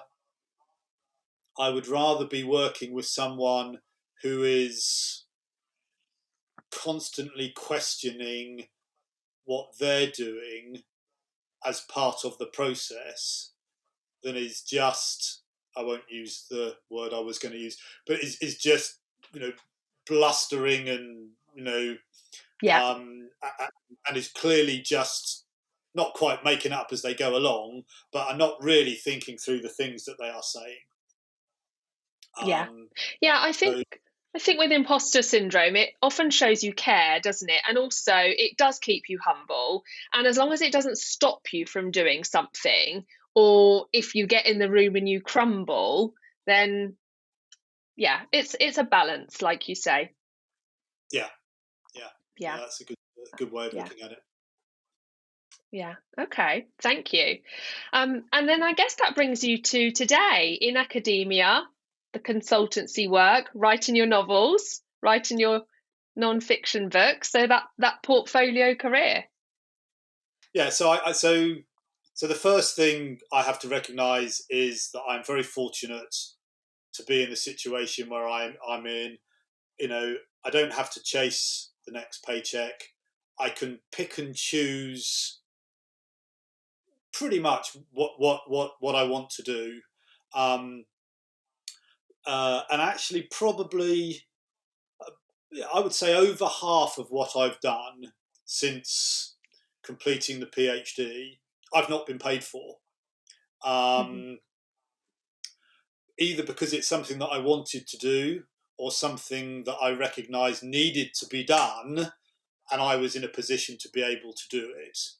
And so, talked a little bit about giving back earlier. I do, there's an element of that. I do, and I say the fact that I know I'm fortunate. Variety has always been important to me in terms of the work that I do, and so keeping that is important. But also in a I guess a kind of sad way, I still also maintain the structure that I had while I was in the service. So I still sit down on a Sunday night or a Monday morning and plan through the week. This week was quite a nice week, but I still do that planning and generally keep to it. So having that structure is important, but being able to pick and choose, and making sure that there is an element of paid work in there, as well, because whilst the king is generous with his pension, he's not as generous as he could be. So there's an element. I do still need to bring some money in. But you mentioned the book writing. So I've definitely made a loss on my first fiction book. But that's fine, because I wanted to do it. It's something that I've always wanted to do, and so being able to do that is great. And the other thing, it's amazing how work starts to come your way as you get better known, and as you're develop, and everybody says that's how it works, but until you experience it, you never really believe it. And I'm at the position now where I am starting to get unsolicited requests. Which is and that helps the imposter syndrome as well. And so all of that is really is confidence building, and it also obviously builds up those experience levels, and it also shows you what you like doing and what you don't like doing. I mean, I like researching. I'm quite happy to go and sit in a library for a day, and and at the end of the day, I'll have 20 or 30 books. And and I like that. I mean, I do that here. I've got books behind me, but I've got hundreds of them over there, and I will have a day where they'll just be everywhere, and papers will be everywhere, and I'll have 50 tabs open on Google or whatever, and I enjoy doing that, and so still being able to. So there's an element of working out what you like doing best now. I haven't done a great deal of teaching, but actually, I probably wouldn't mind having a go at that at some point. But I'm not thinking, I've got to start teaching tomorrow, because I don't have to. I've just done a non-executive directors course, and saw a couple of opportunities. I thought, well, I don't have to chase after them. I can do that in 6 months or a year's time. And I guess that's probably the nicest part. My kids still say, you're retired now. Why are you doing all this stuff? And I say, I'm only 57. But it's because I enjoy doing it, and as long as I do fun stuff in between, then I will carry on doing this for as long as I can. I'm wondering how people who leave the services mid-career deal with it and returning to civilian life, and I'm wondering, if any of those people are listening, what advice you might give to them about transitioning into the traditional world of work. It's that can be tough. I firmly believe now, having left, that everyone who leaves the military knows when it's the right time to go. But I don't think many of them then go at that time. I think a lot of people stay in the military too long, and a lot of people, probably even more, leave too soon. And if you're fortunate enough to leave at the right time, and I feel fortunate enough to have done that, not necessarily through planning, but it's happened, and I'm very grateful for it, then I think that puts you in a much better position. So I talk to people who say, do you miss the service? No. I loved my time in the service. Don't miss it at all. Absolutely not. Something occasionally will happen, and I'll look at it and think, oh, if I was still in the service, I'd be doing that now. The coronation weekend, for example. But you know, but certainly if you leave and you've still got, I don't know, if you maybe leave in your late 30s and you've still got 20 odd years of work, that can be tough. And I've seen a lot of people who go into defence-related jobs. I've dealt with a lot of former military who are in defence industry jobs. I've dealt with a lot of former military who have joined the civil service and done civil service jobs, and a lot of them struggle. Now, I don't know why, because obviously every individual is different, but being in the services is a different construct to most other jobs, and some people I think struggle when they leave that. It's almost like the guy who leaves prison after 40 years can't cope with life on the outside because that's all they've known. And people, I'm sure some people will laugh about what I said a few minutes ago. I still sit down and plan my week's activity. And I'm sure some people will look at that and go, what a moron. Why do that? Because it's a construct that I feel comfortable in. So I don't know the answer, but I think you're right to point it out, because it is an issue for quite a lot of people. And I guess if I were looking for a piece of advice, it would be make sure you are leaving at the right time. Make sure for all of the reasons, this is the right time for you to go. Obviously, if you've already hung on too long, that obviously that's past. But I do think too many people leave too soon. Although clearly there are lots of issues and lots of reasons for people to leave, and some people have to leave, and so it's not always within their power. But you can normally tell when you speak to former servicemen and women about their time in the service and what they feel like.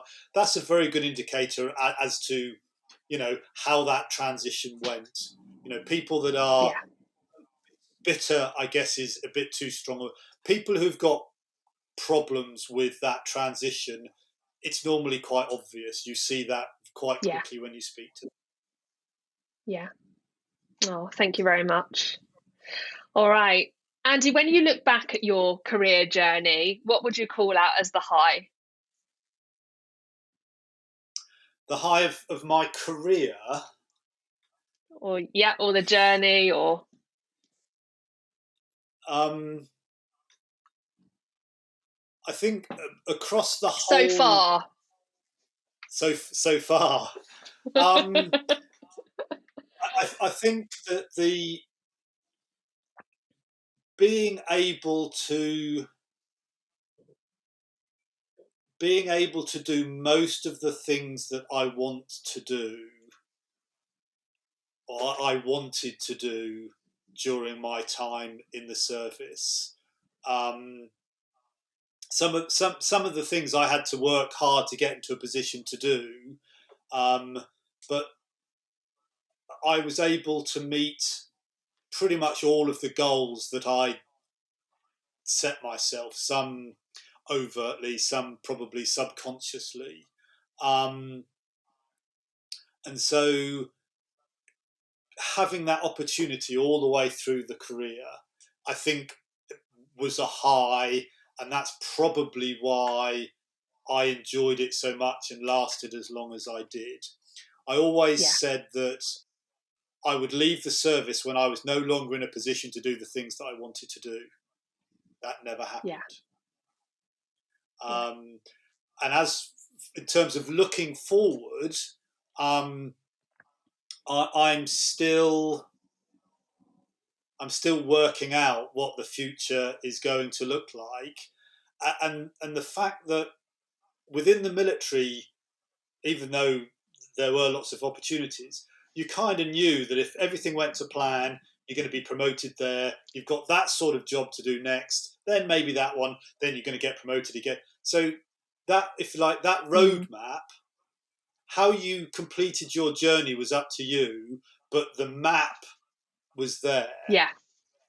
But now I'm drawing the map, and that's actually that's good fun, you know, because I can draw the map within reason how I like, and even if I draw a bit that turns out to be rubbish, I can just scrub it out and draw another little bit somewhere else. And we weren't really able to do it. Was somebody else's map when I was in the military, even though I was happy to follow it. But now it's my map, and not only do I follow it, but I get to draw it too. You know. Yeah. How much fun's that going to be? Thank you. Again, looking back on your career journey today, what's been the biggest challenge or failure or limiting belief that you've had to overcome?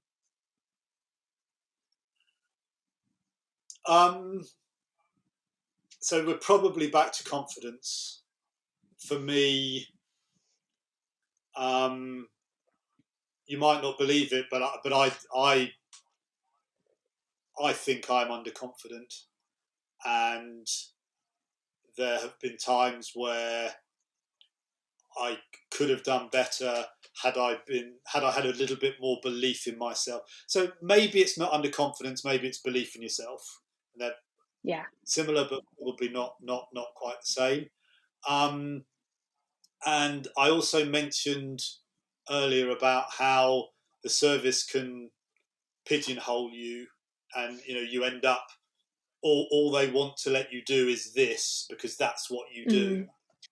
And certainly, as I got more senior in my career, so there were things that I would have liked the opportunity to have a go at, but the system wasn't ready for me to do that because of this sort of pigeonholing. And I know that sounds a bit strange because a couple of minutes ago I said the roadmap was wonderful, but even that roadmap had limits, and so there were times where I felt that the service could have taken a bit of a risk with me in an area outside what they saw as my comfort zone. And I think had somebody been willing to take that risk, maybe even only once, then I would have had a more fulfilling experience as a result of it. It doesn't keep me awake at night, but you did ask. I did. I'm curious, if you'd have said to somebody, hey, I feel like I'm pigeonholed here, I'd really like to have a go over there, what would the response have been? Or I guess what I'm trying to get at was it that you waited to be asked rather than being proactive about asking? And I guess I asked this question because I relate in some ways in my own experience of feeling a bit pigeonholed. But I now think perhaps I could have been a bit more, hey, I'm a bit bored here, I want to go over there. And so I think there's a bit of both in that. There is an element of you accepting the construct that you're working in, and at the end of the day it's not your construct, it's the RAF's construct, and you knew what it was like before you joined. Well, you knew what it was like fairly soon after you joined. But of course, having said that, again, a few minutes ago I said the next Chief of the Air Staff is going to be an air engineer and not a pilot. So, the construct can change. But it was definitely, you knew your left of arc and right of arc. Having said that, yes, I certainly can think of one occasion where I was quite vocal with the person who would be, if you like, the senior HR individual for the whole of the Air Force. And I was pretty blunt in I'd been run for an appointment which I hadn't got, and I was pretty sure the reason why I hadn't got it was because that individual, it was if you like on the edge of my, well, it was on the edge of my sort of seniority, but it was absolutely, it was absolutely in my experience, but on the edge of my seniority. And I felt that he had, I didn't know because obviously I wasn't there when the job was boarded, but from the feedback that I got from him, I basically got the impression that he hadn't really fought hard for me. And the reason he hadn't fought hard for me was because of that pigeonholing. So I was a little bit, I pushed back a bit hard as a result of that. And it will change. As I say, if you'd have said, I genuinely didn't think that the next Chief of the Air Staff was not going to be a pilot, even though I know the guy that's getting the job very well, and he's definitely the best person for the job. I didn't think the system would put him there. I didn't think the system would be ready to have a female running the Air Force for the next 10, 15 years. But actually, I reckon now it could happen within the next 5. So it is changing, and part of it is because people are rattling the cage. Should I have rattled it a bit more? Probably. Right, thank you. Andy, can you tell us about the importance of role models and mentors on your journey? Role models and mentors. Or great leaders. In a hierarchical organisation, you definitely look up to people. Yeah. And I looked up to an individual who was the senior officer in my branch, sort of so he's maybe between 5 and 10 years more senior than me, and I certainly made decisions based on what I saw in him, personal decisions, development decisions. The service isn't great at formally mentoring, and yet nepotism is alive and well in all of the services. And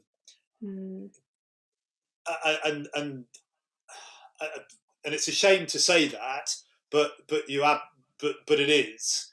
And you see, it's worse in the army as it happens. So you see a particular branch of a particular cap badge, a particular regiment, somebody will rise up to the top, and then you will see a whole number of people from that regiment suddenly forming a pyramid underneath him.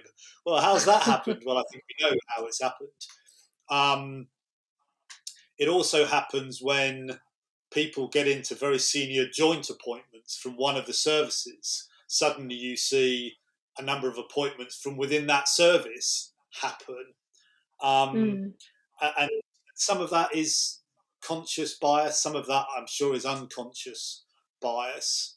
But certainly there's a sense of irony to that, because when people discuss role modelling and mentoring, and it doesn't happen formally a great deal.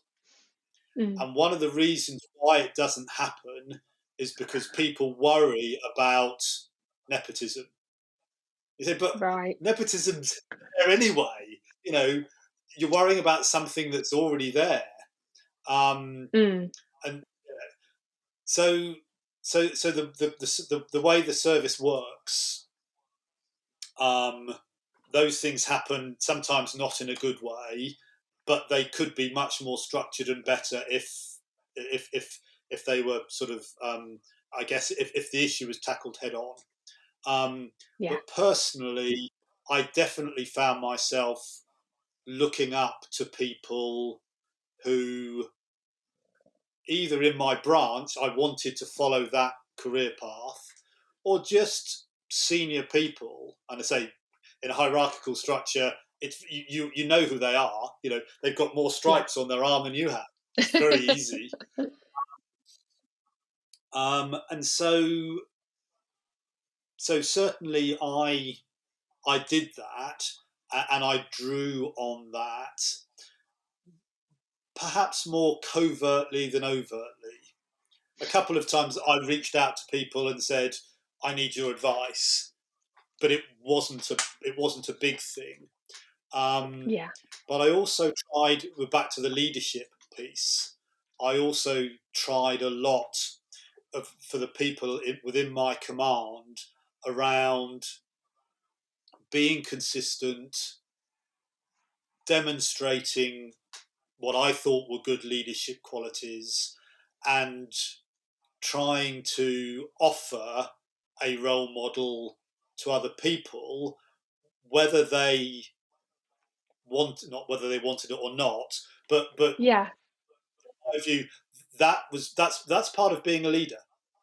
You know, whether somebody who you don't know is looking up and going, you know, actually that's a good thing, I want to emulate that, or, you know, again, so they're doing it subconscious, you know, they're doing it covertly as well. I do now. I'm part of the mentoring program for King's College, which is where I did my doctorate. And that's quite interesting. And I always say and they are all youngsters, mainly doing first degrees, you know, so they are a lot younger than I am. But I do always say to them, this is a two-way process, because actually I will be unashamedly learning from you in the same way as it is hoped that you will learn from our relationship as well. I think mentoring and I think role models are very important. I think the military could and should do it a lot better than they do. And I would like to think that they could stamp out some of the poorer behaviours as well. Yeah, I was going to say, arguably, it would help those that aren't benefiting from nepotism. And okay, thank you. All right. So for anybody thinking that they might like to, you know, pursue a career in the RAF or the services, and actually, why don't we zoom in here on leadership? Can you tell us about the non-technical skills that you think are important that, you know, somebody might want to consider if they have? Non-technical skills to be a leader. Yeah. So what are the skills of? I mean, you know, I think if you were to Google leadership books, you'd get hundreds of thousands. Military leadership books, you get hundreds of thousands. So for me, there are a number, and this is, if you like, almost, I guess, within the military space, although it should sort of transfer. Courage is probably my number one, because it goes into so many areas. Obviously, in the military, that there is just if you like, the purest form of the word. Mm-hmm. Moral courage.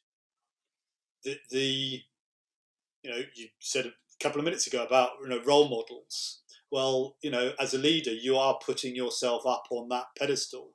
You've got to have the courage to put yourself up there, but you've also got to have the moral courage to do the right thing. There are lots of bad leaders, and so that goes quite high for me. Knowledge and understanding and awareness, I think, sort of come together. You've got to have an understanding of what being a leader is about. I had a senior army officer said to me when I was about to take command of a wing. So this is over 650 people within the organisation, and he said, the one piece of advice I will give you is leadership command, is a privilege. It's not a perk. And especially in the military, it's very hard not to treat it as a perk. Again, even subconsciously, because that's the way the construct. That's the way the construct goes. So, there is a humility piece. There is a. I think the motto of Sandhurst, where the army officers train, is, I think it's serve to lead. I think is their motto. Brilliant, because actually that's what you're doing. And so, I guess the other thing is recognizing the importance of being a leader. And I think when I look outside of the military and I look into business, I see that is found wanting in so many places. So just because somebody is great at selling whatever, does that mean they have to be the boss of all the people that sell? No, because they might be the worst leader in the world, and yet that's probably what they're doing. People take leadership for granted. The person with the most experience is going to run the show, and they'll just be a leader. No, actually, it's normally the other way around. And so that's the one big thing, not just for officers, because actually the military teaches leadership down to the lowest level. That's one export that the military always has for the wider workforce, if you like, is understanding what leadership is about. And that goes all the way back to studying leadership and understanding the different ways of being a leader, and understanding about team needs and individual needs and all of those things that I didn't realise when I went through officer training, that surely everybody learns this stuff. Hardly anybody learns this stuff. If you talk to people about theories of leadership, heads of industry, they'll go, "What are you talking about?" And yet, that's what they are now doing. They are being a leader. So, being taught to be a leader. People say, "Oh, leaders aren't made; they're born." No. That there is an element of natural ability, but actually you learn to be a leader in the same way as you learn to do almost everything. And for me, that's my biggest pride, if you like, the thing that I look back on, the thing that I know that I've developed the most during my time in the service is being a leader. And I know that I haven't got it right all the time. And actually, I can look back with intense embarrassment at mistakes that I made, sometimes in the full knowledge that I was making them right there. None of us are perfect. But, when I draw on my military career and I, look at those things that I can use in day-to-day life and in my future career, that is the one thing that I take more than anything else. In fact, if I were to, list them 1 to 10, qualities of leadership would probably be 1 through 8, and a bit of logistic stuff would be down there at 9 and 10, because those are the things that have made me, for better or worse, the person that I am today. Yeah. Thank you very much. All right. So for somebody who wants to find out more about a career in the RAF or the services, where would you direct them? So the services still have careers offices around, in all of the big towns. Then unfortunately they're not the same as how they used to be. It's all run by a civilian organisation now, but they are still the best port of call. All of the services within their own websites have lots of information around the what jobs they offer and all of those things. Again, things that weren't available to me, but that's good for basic background knowledge. Yeah. But the best thing to do is to speak to people that are doing the job. Either going back, if it's young kids, going back to the cadet organisations, the organisations in universities. I know the military is a much smaller part of the nation than it used to be, but there's still a fair few of us out there, serving or retired. And most people speak favourably about their time in the service and will, pass on the knowledge. So, so any of those. I'm aware that there's a very keen individual that's putting together podcasts about. So I would definitely recommend that website. But really, it's you can't find out too much stuff. It is a big. Sure. It's not for everybody. It is different. It's still different. It used to be a lot stranger than normal work, if you like. It is still different, and you need to understand that before you take it on. And as a result, you probably can't do too much research. But careers offices, stacks of stuff online, but talk to people, because and especially talk to a young airman or airwoman who's just been through recruit training at Halton or has just graduated as an officer at Cranwell.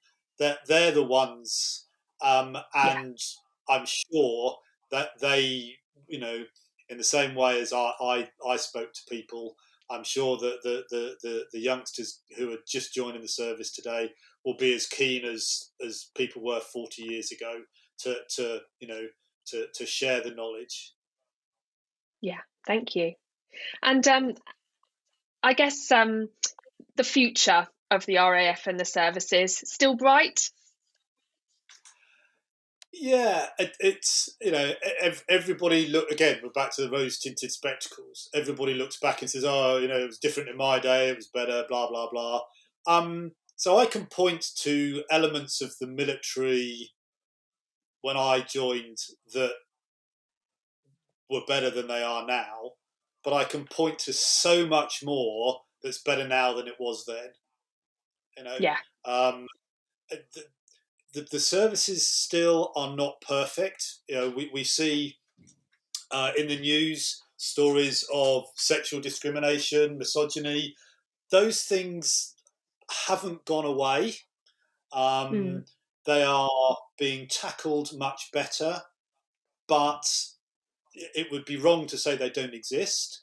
But the services of today are far more aware and are far better at dealing with those issues than they used to be.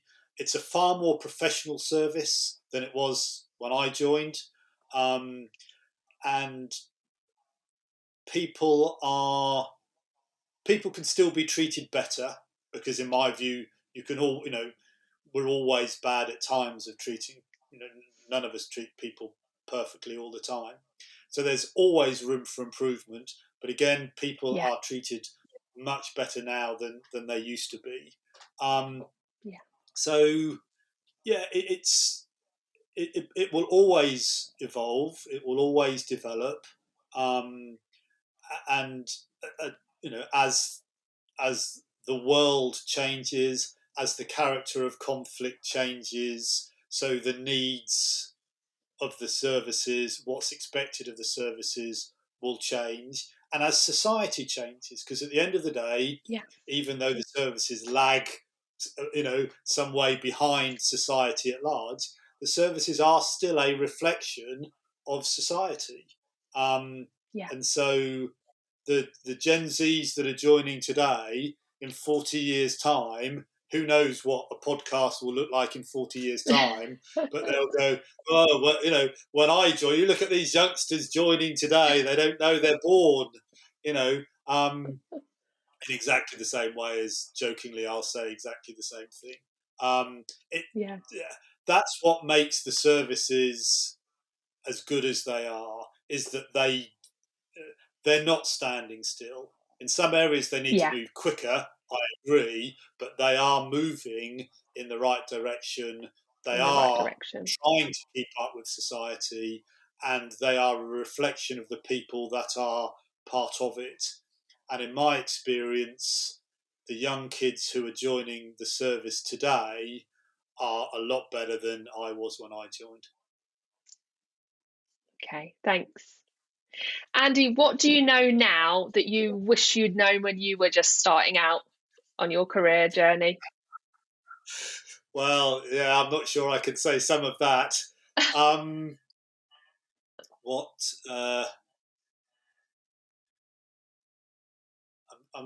So, yeah, what would I want to? I guess I'd like to say, if I was starting out again, I'd be happy with all of the gaps in my knowledge that I started out with, because they all got gradually filled over time. And filling those gaps in the knowledge is part of the experience of any journey in any career. And so why would you want to, why would you want to do that in advance? So would I if I went back to to my 18-year-old self, and what would I say? I would certainly pick out one or two stupid things that I did and say, when that comes along, don't make that decision again. There were one or two things that, but again, making mistakes is all part of it. And actually, that's so the service that I joined as a young junior officer, you were expected to make mistakes. If you hadn't it up, excuse my language, a few times in the first couple of years, then you weren't close enough to the edge, and I do Yeah. feel, but nobody held it against you. It didn't ruin your career, and I do think that today there's more pressure sooner, Yeah. on people going through, and so if you make a mistake now, I think it lives with you for longer. Um, than it certainly did then. I mean, I think if a couple of the things that I did as a junior officer, if I did those today, I wouldn't have much of a career left in the service. And yet back then, it was, you're young, you're foolish, you've been an idiot, slap, now just get on with it. Yeah. So I think I would have liked, I wouldn't want that to change. So Yeah. certainly a lot of things I could tell myself about, life in the Air Force, and don't make that mistake. But actually, just get on with it. Yeah, I quite like the expression, first attempt in learning, fail, because I think that's what it is, isn't it? No one gets it right first time. It's okay to fail. It's how we learn. Yeah, and agreed. And of course, as an officer, that there are occasions where there are some occasions where it's better to fail than others, and of course you do have to be aware of that. And there are some failures that, frankly, you probably should never. You've just got it plain wrong. But generally speaking, the service was much more forgiving back then. Whereas, as I say, I think the expectation is that young people in junior appointments now won't make those mistakes, and that tends to put pressure on people, and it also tends to make people more cautious.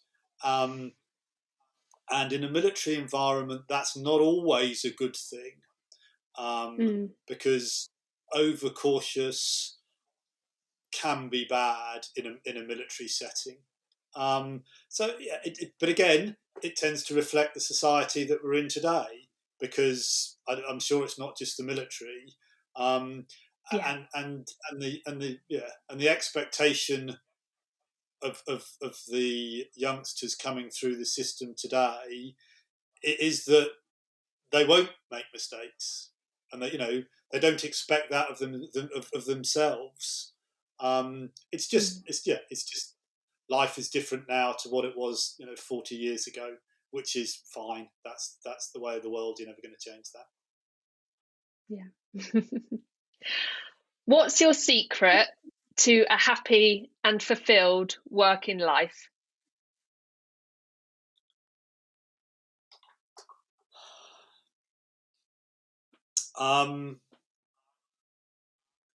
Wherever you can, do what you enjoy, and don't take yourself too seriously.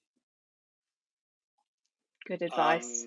Thank you. I mean, I've definitely taken myself too seriously at times, and that's normally led to situations that I'd rather not have been in. And so, again, that's difficult because, being up on the pedestal, being a leader, you can't play the fool. You've got, there is an element of being serious. As with everything, it's about getting the balance right. But it can be too easy to take yourself too seriously, and that can be a problem. But then also, doing something that you enjoy. But even that you've got to be a little bit careful of. As a young squadron leader, my warrant officer, who was a lot older than me, but who worked for me, came in to see me one day and said, because I used to, all the junior airmen that came onto the squadron, I used to see them all. And he said, what are you saying to them all? I said, why? He said, well, because 2 or 3 of them want to leave. And basically, what I said was, these were young kids, first tour, just starting out. Well, you've got to do something that you enjoy doing. Not every day. That very few jobs are like that. But generally speaking, you need to be doing so, because you're going to be working for the next 40 years, 50 years, whatever.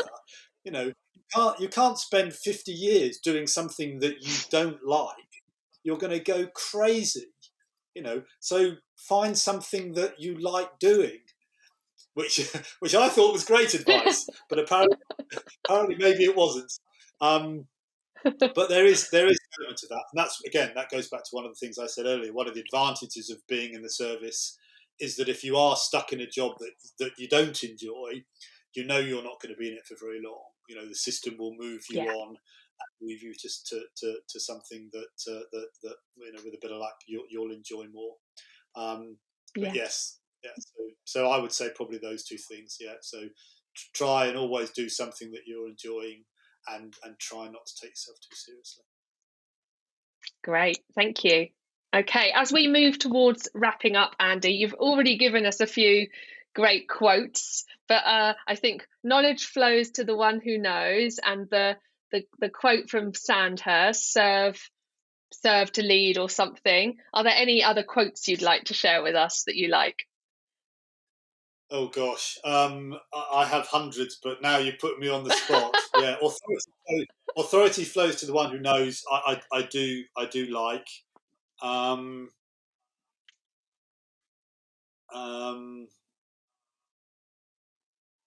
sorry, I can't think of as soon as we finish. It's okay. We've got 2. We've got 2. That's great.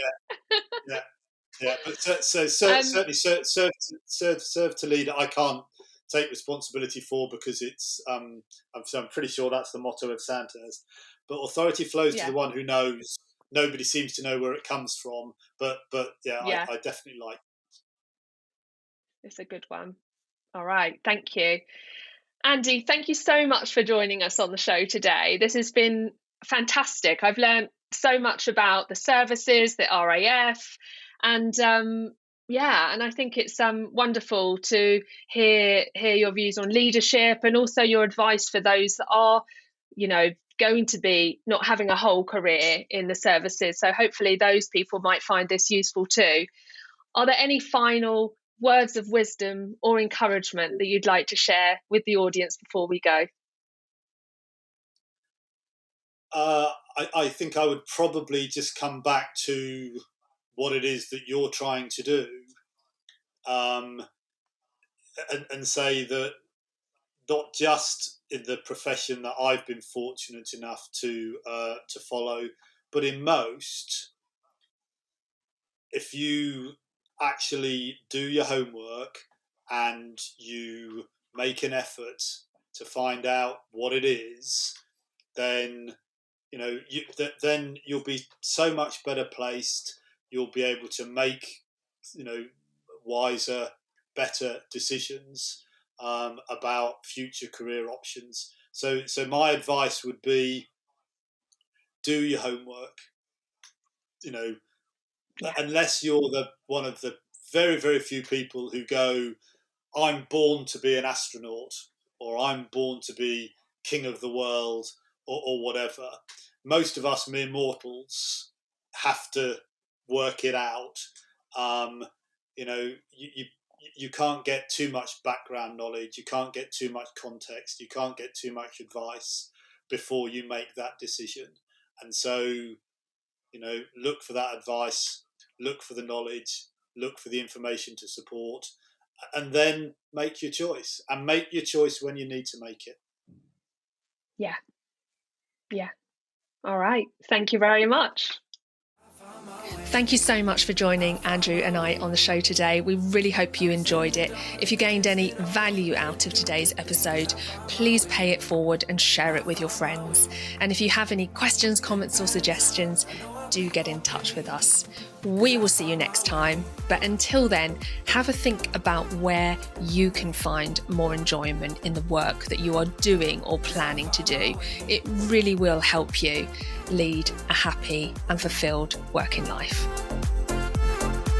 'Cause